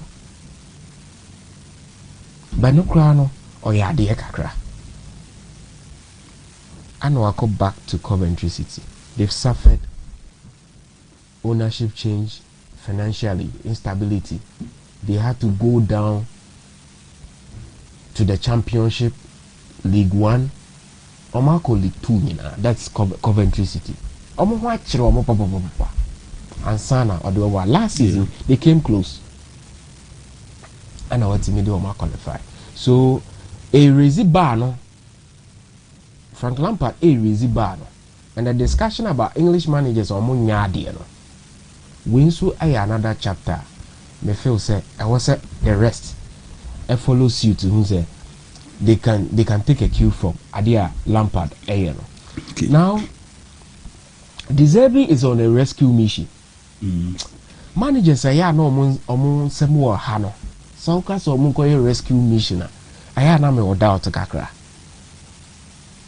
Menya nanke ne ya omun appointing Spurs ejina baabi yi. Omun ya about the 9th most wealthiest club in the world. Tottenham 9th uhunu sa. Skawo mun pa. But aye as a decision making be any gamble. Me see idea my football clubs I call for. One, finances, managerial gamble, player gamble. The time now mo ton Gary Bill no. Omo koto Etienne Capo, Eunice Kabul. Almost the same players be omo nya 100 million from that transfer to two Scanegus investment na nkoye. Even in the Manchester United FM, when Ferguson left, they've been flirting with managers and players. For AC Milan, ownership and then Sikasem and yet to send your net here. But it's called a chain of honor. And your master son, they've not been a stable club ever since. So Zebi wait me I'll rescue 2026 omu winning match. Omo recording in how many points and omo after 32 games or so in the Premiership? Very poor. I don't want to see them go down. Yeah. And then they may bomb pie. I'm at the so be far away. At least 1-0 be ground shop. No more winning. That will be my prediction for that game. Chelsea and Manchester United. Chelsea, we shall say. I'll go for a 2-1 victory for Chelsea. Oh, okay. That's good. Okay. Why are there power prediction manager? Mizaya Brana into us Man U and Chelsea and Arsenal game no games be brilliant so.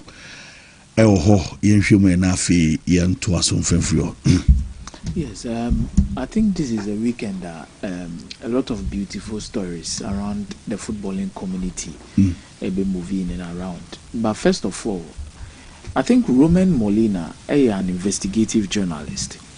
And a true story, the Alpha Vinicius Jr. was say club will be anyone who pay Vinicius Jr. assistance. Will be avoid Vinicius Jr. Will be sign. Now the question is, Vinicius Junior na nkasa no eden pa na about team or de brewa e ma other clubs in the because there be we see the empena yenkosan no. I think in a nutshell, Roman Molina might be a little bit open as a were can't sem no pimping dodo. At least one shannon to Macron and as one for Bibian Catano. Yeah. And he's one person I'm when it comes to some of these things. And I think clubs are worried about Vinicius Junior's attitude rather than Vinicius Junior's footballing ability. But I think we are not also being fair to Vinicius Junior in how I perceive in and see who. Now maybe so big question be the pakrona intimi ahye da nyano maybe say nipa ne say Vinicius Junior wo hui mo betimi don say Silbo Park say off the field what if Vinicius Junior wan asem da Dabi apart from the ACC or pitch so we are dinner term or any issue with referee any apart from that. So aside that, and then who said that? Bibian come fan who say Akoisi now is there outside Nidia. So it surprises me. Yeah. Because Balotelli in your club. Yeah. Kevin Prince Boateng at a point in time now so be heading pa. Sure. On your club, So I think this is a story to it might be true in one way or the other because of maybe on information yeah. But if you're having a proper broader discussion about Vinicius Junior, the attitude and why clubs are avoiding him, I don't think anybody beat me the necessity in the book as a Vinicius Junior there. Let me saw bar club more chichim papa say it doesn't happen like that. You see, top 3 left wingers in the world. You cannot pick Vinicius Junior out of it. Yeah. We improve a lot of teams.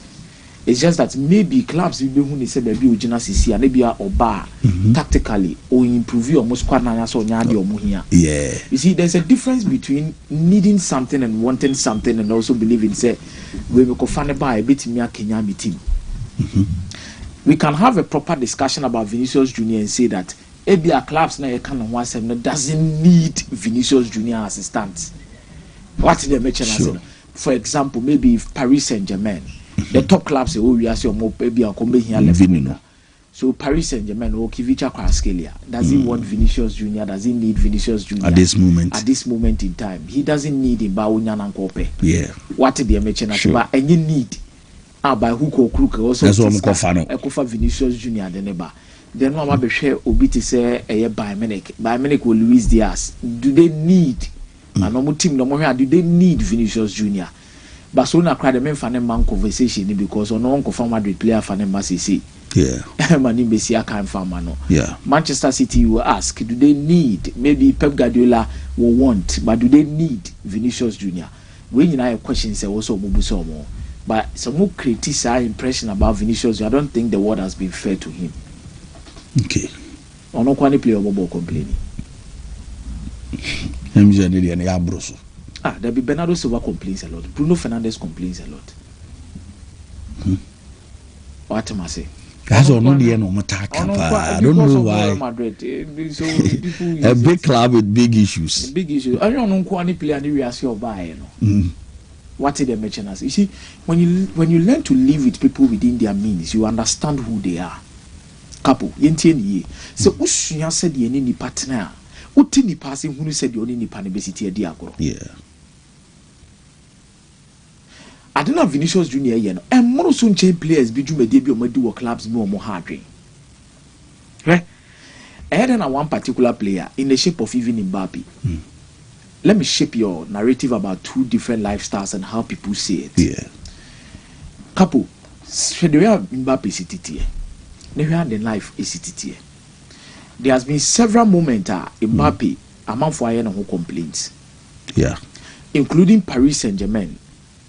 Omo coaches omo ko omo players omo ball anyhow omo call ya Neymar, Messi, Mbappe anya ejuma.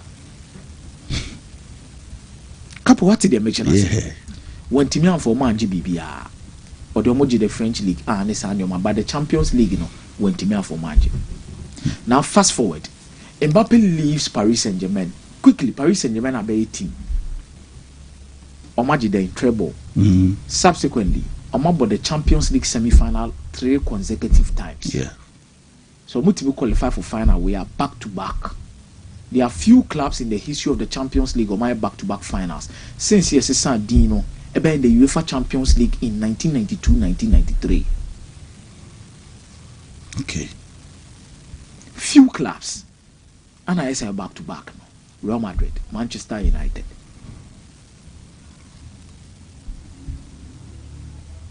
Paris Saint-Germain beat him. I be a count. So it was so. But Oba Real Madrid club no moje. But Oba Real Madrid intiminye. 2 seasons Real Madrid they be trophies. Obi also about the Champions League no. It Amanfo could literally raise conversations around Mbappe. Say, oh now Mbappe say team no Mbappe ye. But mo sheda nkani bebre. Almost Ronana. But Vinicius in the choir ye na no. As a respect be chebi. You see Katasumu mo asofo no. Omo hu chen omo because Mbappe no so no maybe o as a omo sheda my light and to so sa. Bibia won ebre yi bibia de pie de ba. You see, you can have issues with Vinicius because he's outspoken. And I get frustrated by Vinicius Junior many a times. But I say, yeah, necessary or no, so so bon some day who be we are said that. Yeah. But that is how the world has been shaped. Ye pay omo ye katasumu asofo asem chen wona omo ka omadwen no omo ade no nye obi pe wasisi no ampene a ya pe wasisi no so wonye ni papa ana omu hwe emum do edin na on kasa na kura no di bone ana amrado di abon nyum latest yi asemi na me bom nsem amonim ze obi bremi kuru once na bi bremi kuru ma me mutu efo ne papa no mutu efo so hyenhyere nyina anya de it is ka onye hyenhyere nyina na good good yeah nti etore bia people are really quiet is it even in a setting people like people who are very quiet the nature of life but nipa no quiet no obekum no Capo said we no bonsam na tunsa didi we wicked the mum do kasa bebrebe no ya outspoken no you say wo de ba Capo ne bi ono ana make say or ye chen obi so for the Vinicius bit I think they are trying to make him a scapegoat me no me time kakra it's not fair they are not being fair to Vinicius Junior at all Capo easy Vinicius Junior ebia Man United no person bebo and Chelsea no person bebo these are clubs are on betting snapping up one time. Oh yes, Chelsea crowd we. And the truth is, Luis Diaz about by but Luis Diaz is not a better left winger than Vinicius Junior. You see, let's not be doing a lot of things. Yeah, true. Rafinha Bob Barcelona left wing, Rashford and Bob Barcelona left wing. Yeah. But NBA teams now on betting me at availability. There's a difference between want and need. Yeah. For now, fair to Akodano. As a yano scapegoat to be a couple ya children in many pesi bunukom Debbie. Let's move on to the games and have a proper discussion about how at this weekend some of the games will be going. But twas if baby minuanum DC in terms of the proper discussion almost yeah. Now all eyes and attention will be in Spain. All eyes and attention will be in England. For the Italian Serie A, for the Bundesliga, but the contest of all eyes will be in England, all eyes will be in Spain. The weekend of the Copa del Rey final. And the weekend that I believe it decides who wins the English Premier League. Obibaka say weekend way doesn't win you the Premier League. Me ni pakro nyadwen. Eno ne nchese ni pakro ne boa. Yeah. Because the pakro ne beti me create a scenario more or less like Arsenal co weekend game we no lose or 3 points between Ononi City na outstanding game no obeti me lose obeti ma ye. O shekra na a goal difference ne be tre ni po obeti ma league ni between ye mienu. Besides City were other crucial games almost more and sana league na ye dey. Akona wie. Oni ni pakro ne be ya adwen. Undi na chinye. Na emu be bia me di free ba na ya adwen ni mu. Adwene mu free say this weekend's results will psychologically determine how other teams will approach different games going into the end of the season, especially when it comes to the Premier League. Nyame Adoma, City will be looking to play on the psychological aspect of beating Arsenal and putting it at the back of their mind. Say they'll be league in the Wontumi. Yabesha Crystal Palace, Mube Forta at some point in time. I'm a league in Yabefa Mwababeji. Arsenal could go into this game and draw the game. Capo, but draw game now is 6 points. City will say 3 points. Psychologically, Obetimia movie the Akas, okay, train now, but them say to say league, the Beboy. Guardiola was not wrong when he went to a press conference and said, say, someone lose weekend we are title near day. Over. That means game now, Yakobono, a dream move. Psychologically, we're dream. It is more psychological than tactics. The game between City and Arsenal this weekend are more psychological than tactics. How you approach the game, how you play in certain phases of the game. We could pick 3 players on Bay Key. You better pick 5 players on Bay Key. The statistics and numbers are there. For the last 5 games, City in team share Arsenal. The statistics are there. Say Arsenal, ako Old Trafford akoji league pen. Abrana was he decided league title. Arsenal ako the White Hart Lane akoji league pen.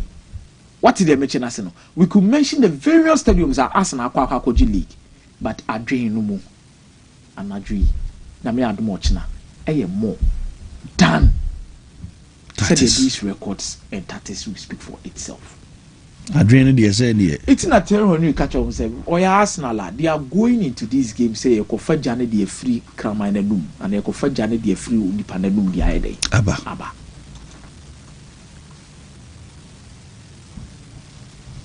Because this is a match of legacy. For Guardiola, there are several things that are at stake: the student and the master. Now, for Mikel Arteta, this is the borderline of doing a lot of things and make us say psychological. There's a small thin line between Arsenal's success story of this season and how Wombesa disappointed the BM. Because how many matches to play in the final of the Champions League and win it, 3. Because Obobo semi-final home and away, 2 matches, final 1. 3 matches to win the Champions League. In the league, you have 32 games, you got 33. Obobo 33rd game now, there are 5 matches to go before you can win. So between 8 matches, Arsenal had the opportunity to do the unthinkable. So see, on the first half of the season, they were born the first few weeks and counted BM. Whatever you did at the beginning of the season, send your form, it doesn't count again. At this moment of the season, football fans recognize winners more than losers. Or more mobile AFA. It's an anonymous better than say. Arsenal born or more born at this stage of the season. Anybody that criticizes themselves born in your Fabian, you are not being fair to the club. Because this stage of the season doesn't recognize beautiful football. League. And your winners, your real season is Hambreya. Obia Beka say, hey, when a G League. Yeah, recognize beautiful football. Who even recognizes someone about AFA every season? It doesn't count. Enim kra. It's like I said, the psychological aspect will play a vital role. Will Arsenal go into this game trying to look for possession, control the game and win? Or will Arsenal go into this game on it time? When you draw and when you win the headache, Akufie. Because you will season now, you will be such a wine energy league. Guardiola. Amuni Arsenal ball with the Emirates. You will game no kuta 32% possession.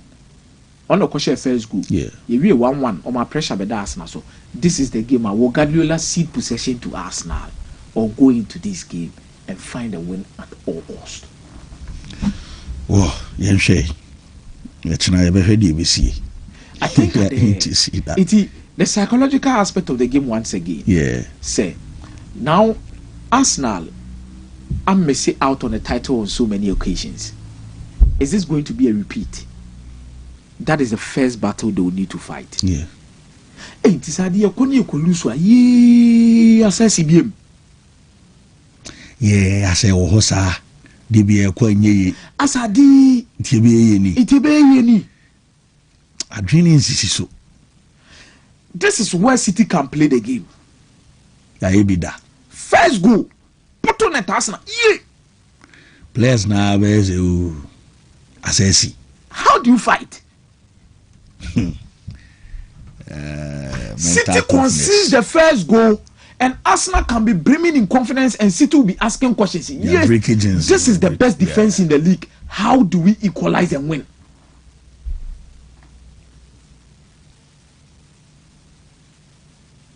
So the first goal will play a massive role in the game. In the game. From wherever be free baby. Wherever be free baby. Okay. Because a Tomutia Arsenal will need to man up and overcome the psychological block. And say that be at the able to me at Tiasa day. And I said, Juguna players remove 6 drinks a debby. Ye. I didn't see his ever 2 years. Nina Jigu. Man City concedes the first goal and they'll be like, Kai. And far. Because City themselves know that this is not their best ever season per their own standards. For sure. I think the Omu Yebi Kranashe. Omu Yebi Nashe. True. First goal, very important in this fixture. Capo. Whoever scores the first goal wins this game. First goal. Psychologically. Decide the game, no? Yes. Okay. Go no so be bantamana. First half the goalless will be abesuru. Anyone wants a first half the goalless. Yes. Zorina no bebema. Because Arsenal Mikel Arteta it has gotten to a point in time where you feel like, no, if I don't win this game, I will lose. And so, which is a benefit Arsenal more than Manchester City. For going for draw. Because Man City no are standing game. Oh, yeah, the draw is 6 points now. It's more with the City share a standing game no. Them. They say it's trade. Young one So the strategy will be like, if we don't win, we don't lose. So this is a game, a pure psychological. Yeah. A pure psychological game. We can do tactics. I can come and explain where the battles will be won, the battles will be fought. Yeah. But I believe the psychological aspect of this game is surpassing every single tactics, every single player, every single approach in this game. And as I've said, whoever scores this first goal in this game, psychologically, will win the battle. Will win game. Stephanie. Okay. Well, Man United, Manchester United and Michael Carrick in the dilemma. Would they go for a 3-back? To me, I wish Manchester United goes in for a 3-back. So, me say, key centre backs. Yeah. Yeah. Mazwari about right centre back pain. Under Ruben Amorim. Luxo about left centre back pain. Under Ruben Amorim. Aiden Heaven about central centre back. Under Ruben Amorim. Yeah. The best choice for you, go to the 3-back. Okay. Put Amado right wing. A right wing back. Put Diego Dalot left wing back. Just go according to that. Okay, overcomplicated things now. Say, okay, fine. Make about the 4-back due to a certain level of arrogance. Say Ruben bought 3-back, bought 3-back. Because you don't have the resources to play 4-back. Don't call it 3. Miracle center back. You are worrying yourself. So you training or parliamentary or and these are special games. And once in a game, this is not a game I just say over 4-back and over 5-back continually. Come what them? Yeah. And today we know is very important. So we need to die. We need 10 points between on Chelsea and qualification for Champions League. For the Champions League, it puts you in a very good position. And you shouldn't wait. But this brings me into the conversation about whatever Kopama didn't come in the last 24 hours. Meaning, Chelsea for me open pa. Because my team Moses Caicedo are extending the contract. Yeah. Kopama also Edinkomo. Yeah. And Omunine Kasa for the regime. and we be some won say Enzo didn't want to scapegoat and because Enzo knows what a different thing. And these guys are speaking in a different context as compared to whatever Enzo Fernandez Bekai. Tisabi ask a unit in nursing chain. And will be a Kabima honestness. Oh, we've had discussion with what Obama. Yeah, I was so much different discussions. Team Enzo, no, you are not part of the conversation. And I said, who Enzo na kwaya wo de wo minim makani pepe. We ma shana tade. Mo pen mo nyam kakra. Mo pen mo nyam kakra. Jumeru ade we sit on Tremanso. But it is a big night for Liam Rosinier. Any Chelsea Rantier. If they don't qualify for the Champions League, I don't see how most of these top stars will be battling out with these teams. Because in the English Premier League, City will be looking for more rebuild in their middle of the park. And team. Arsenal be sure team in Kenya. Manchester United will be looking forward for a big summer. Harry Maguire. Or since United qualify for Champions League, they will have a big summer. Yeah. Liverpool and slot to see players no muntonwie. Some of us muntonwie no more day. So a lot of teams will be going in big. So if you don't qualify for the Champions League, then I'll be here. Say England on one team we want pray for players. Now this will too quiet. And I'm a work up. Oh yeah. Utu kwani so abasa so when he say season we summer na a big mom. Madrid after the humiliating results, if they don't win the league, Capo, it's also a big summer for them. Yeah. Well, I'm referee. Now, both teams to score. Chelsea be should go. Oh yes, Manchester United. When was the last time we keep a clean sheet? Yeah, it's true. But Chelsea will win. And the Man United should game behind the last few games. No match in Omu should go. Oh yeah, Man United should go. Omu lose so both teams to score. Okay. But I say maybe more be a slight chance to win the game. Meno due to Chelsea or home record against Manchester United. I'll give them a slight win. A slight win. So but some lose the nice Liam Makoya Nadia. Okay. Mini back no. Okay. Yemrefi na yebeto asumiza no na yebefi kotokore say mo amunim say coach the MZ report say kohwe busua kakra say the man for so coach Dwane ne ba be di nkomo na ya to aso say you have say 2 weeks near chiri 2 weeks near chiri we are here we resume league no so we are here obeba ebehu on my swear baby yebehu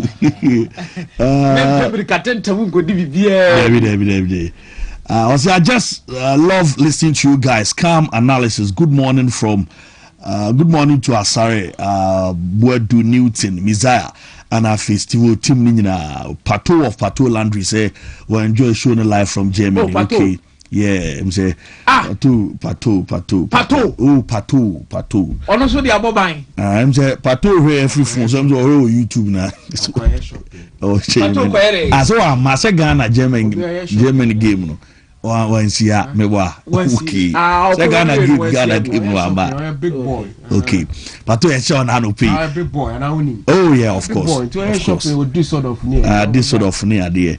I want some refie near bedding common your FA Cup games are ball and I feel Premier League matches so and come ha. Now Premier League no FA Cup near Remo and semi final Diana Emma Nations Echomo Kabakwa Mantimenti Manuel no and a boss I go no a day Emma Nations and no a gamer a course on after game no is a Oma room our moko final and ne match abebasono do be win bi ono mo na ebo na yentie captain Razak Simpson and afi Manuel no after say omobo modern a qualify to the final ever the MTN FA Cup do 90 me anko final mo and a room Razak Simpson and afi Abranti FN say Emmanuel ano omo de kakra ema yenti omo no they started the league very well so we channel everything into this FA Cup and then throughout the FA Cup having a lot of conversation amongst ourselves, and then glory be to God, it happens today. We were able to win, and then yes, I wanna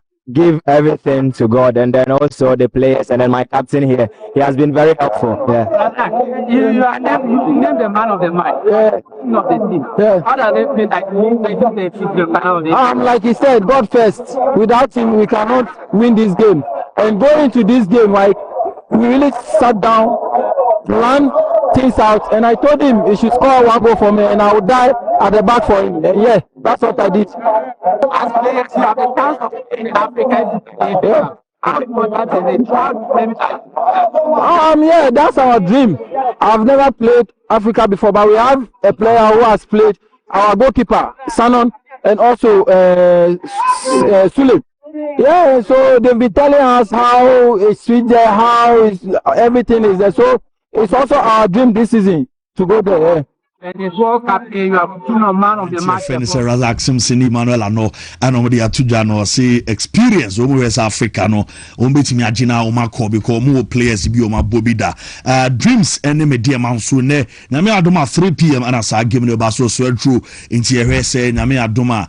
Dreams, and media, my will qualify be a Ushia nations over the grand finale, and we am Komakakra. If you're at the air bar. Now we can need Premier League games anyhow.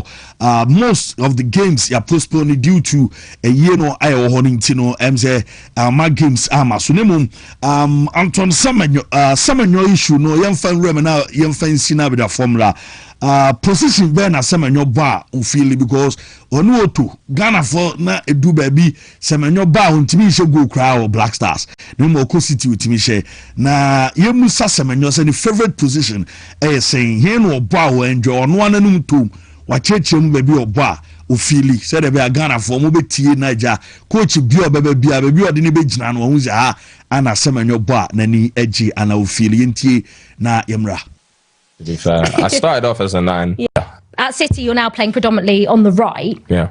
But are you a striker? Is that your position, a number 9? Because you sort of played everywhere. Yeah, I can just play everywhere. To be fair, I started off as a 9. Yeah. Midfielder. Went back to 9 and winger now, but I can play everywhere to be fair. Where do you enjoy playing the most? Right and left. Yeah, right and left. Get my joy. And has it changed because of City, or did you enjoy? I started off as a right winger at Bournemouth, so this just feels normal to be fair. Yeah, because again, obviously you play on the wing, but for me, the level of composure you have in front of goal is striker. Like, you don't teach that. Have you developed that more so? Yeah, I think being a striker, generally you get that over the years with a bit of experience and players helping. So yeah, naturally I just feel comfortable in front of goal. I don't feel like a winger, a natural winger anyway. I feel like an inside forward. Yeah, that's what I would say. But then I feel like when I watch you, you're very direct, like an old school. Yeah, that's what I think, because I feel like nowadays we don't necessarily see as many players go direct and take players on. But every time I watch you, so I feel like maybe it's a bit better. But maybe because you're playing on the right, and obviously it's less natural to come in on your left. If you're right-footed and you're playing on the right, you just go down the wing and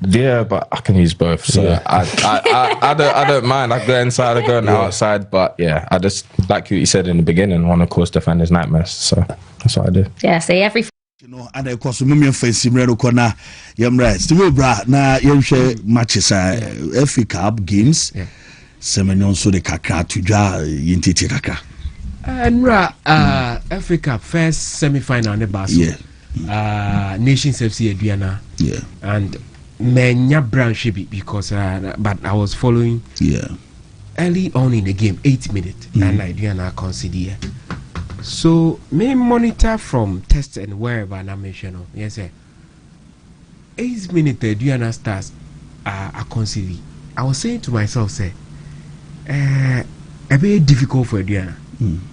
Because so actually this season goal scoring has been a problem for Adriana. Okay. So I was thinking, say, if Adriana starts and then the first goal Nidia, then possibly a big game, even if Nations about Betimi then we are taking the game to penalties. But say Nations are taking lead, it was going to be difficult because so actually Adriana set up now a more compact game. The emphasis in how they will prevent goals. It is sometimes they play with 2 number 6s, and as a beer, utilize a real centre forward, a centre back, and also a ball. So defensively, too strong. No more consider early. No say Mafono enyani there. Na Chevano amba to save the day. Ayana always, almost all the time. No, is difficult. But for Nations FC, I think 2 seasons ago said the ambition to be regarded as one of the teams of Magic Trophy be or Ghana League. Now also almost started with the FA Cup. On say a Baema Adriana media maji some others beji. So the thinking was that if we more yes we bet me. But media personally, na me nya opportunity to be closer to any of them the managers na the America man said they should focus more on the Africa because a easier route to go to Africa and so one of it doesn't waste time like the league. Now they are in the final. I will say I'm happy for them. Okay. The investment Dr. Chainen ne manager over the years, it deserves a reward, a befitting reward. Yeah. And I think the FA Cup now I share the scheme of African football and they be Confederation Cup semi-final, Champions League semi-final.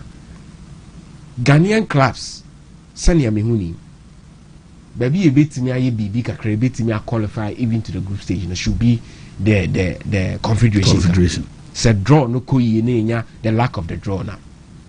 So nations qualifying for the final with Frimpong also after Ofi baby any go stars many I'm very happy for them. Now I would have wished if a Diana and Superman a very difficult game now game but it looks like they were not going to just find a goal equalizer. It is unfortunate for them. Better luck next time, but this season almost prove they need something. They are not ripe yet because in the league, it got to a point almost by first. Yeah, by first. So there's been inconsistency. Whenever you see those signs, it clearly speaks to one thing. They say team not any ripe enough. They will need time. And CEO Bishop Juma, if Omunina patient calmer, they will come good next season. Antoine Semenyo, where does he feel like or buy a one? As Ghanaians, we are sure such as same way, yes, we are discussing. Yeah. Because the sort of performance or the man Belmoff, near the Man City nature say he is not a fluke. To transition from Belvo to City and still perform at that level, because many players Man City in recent times Yenja from Brandon Thomas Asante of Coventry City Mahweni ye power championship Thomas Asante no me the Razak Bimpo or Samoan traits nibi on share the number of goals as Samoan Bema, but onye easy to defend against. Bolino. Yes. Only easy to defend against. Inti Samuel can say inside forward. Getting Thomas Brano Asante as the center forward. Now we know Fata Ushaku and so na Jumano our the right wing. Yem pa is in Ruhono. Now levels no control the amount Fatao. Here a proper number 6, a proper center back. Near shell laterals and also. So also inside forward. So we would expect say whoever is coming curious in ever. Yeah. 20 per seminal position. The big name bosses say. Yeah. Working with Pep Guardiola. So a lot is expected of him. Some interview say Ghana there. They expect him say every ball also turn it. That is expectation that I think so. Also, he needs support. What? Based on the all can said the coach is never buona man me. I hated the ground running. Yeah. Yabo games ni bi wo ha. There were minimal support. Yabo game ni bi wo ha. Tactically onwa indiscipline with the Blasters. Okay. That is what I've seen with him. Okay. At Manchester City, as Bournemouth, he's very disciplined tactically. But with the Blasters, tactically he's indisciplined. Yes, where he has to let go of the ball and take it back now. He want to hold on to the ball, possibly because Jordan so hold the ball. So I know I think it's a son but many are just on one casa communicate where he prefers to play. Okay. No to order that the one account Otto was there. One young my moto kasi and go be pep. What was saying here pa. But what's now see now analyze here? Oh, we can make catch any. It's better I keep it to myself. Good. I think CBS and see. Wow, Mr. Abre na semenyo akasa. I think that was a brilliant FA Cup semi-final, first one you share. Yeah. Waiting for the second one to happen between Dreams FC and Mediama. So Mediama has the opportunity to do the unthinkable double. The last club to do the double, na House of Folk. Samobodu. Okay. Samobodu. Ache. Okay. Ache. Bare 5 to 6 years. We are not free on my Dreams FC has another opportunity to make it once again to a competitioner. They still remain the only Ghanaian club in the last 10 years to 15 years about the semi-finals of a continental competition. Okay. But for Adriana Stars and Nations FC, as I didn't achieve too, because we share Adriana and Nations now. Omuni ni bida. Okay. Adriana Nations ni bida. And almost na ball. Almost na the other side. Media maji bida. Yes. Okay. Dreams is waji bida.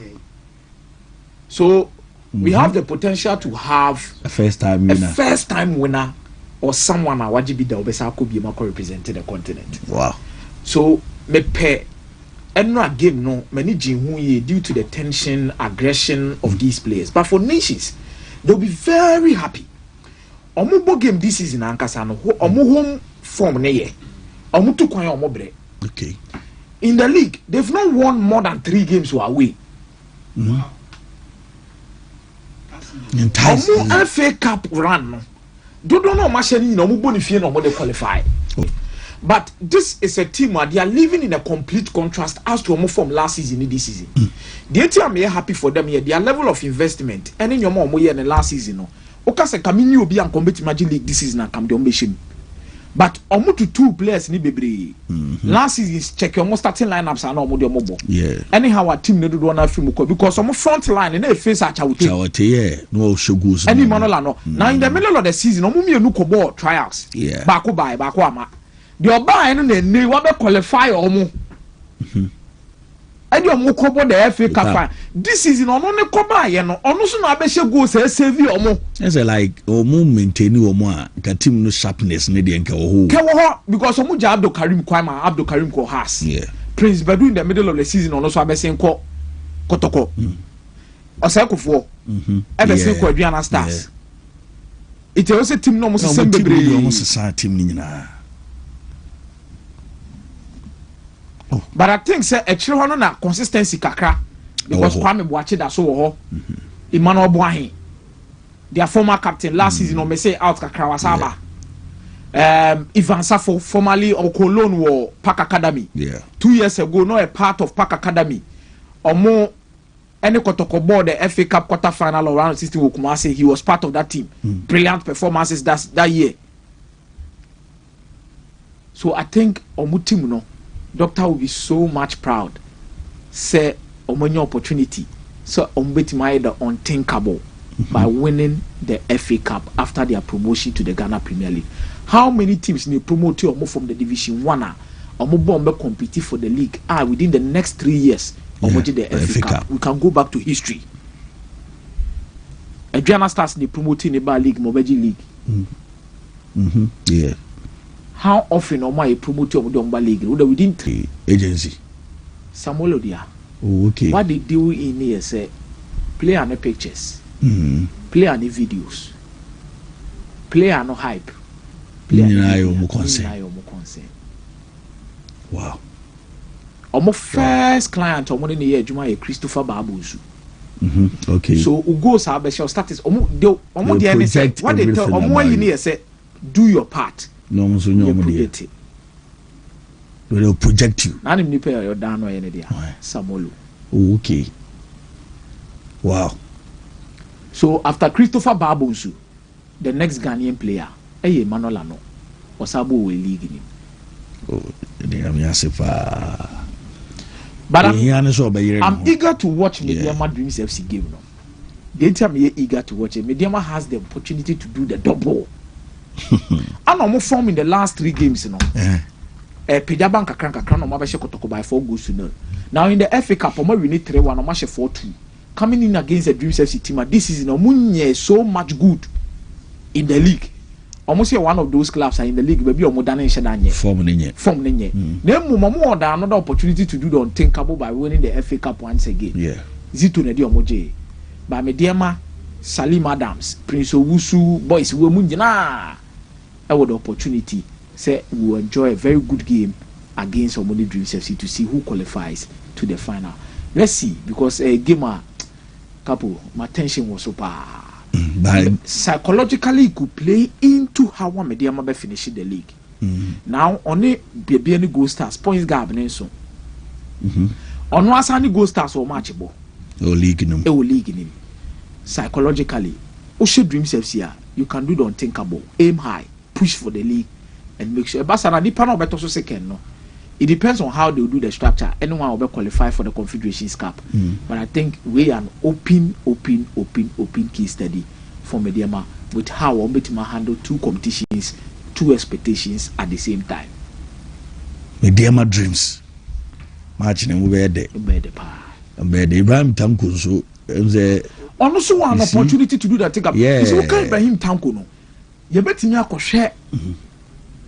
Frimpong Manson so say qualified Frimpong Manson has an opportunity to boost the CV. Okay. Or a league champion. Yeah. No one's have a GFA Cup. Well, so on the last year or G. Last one a G League. To a G on also a league champion or GFA Cup. Do you know what it does to your CV? Of course, until Frimpong Manson so a record to keep.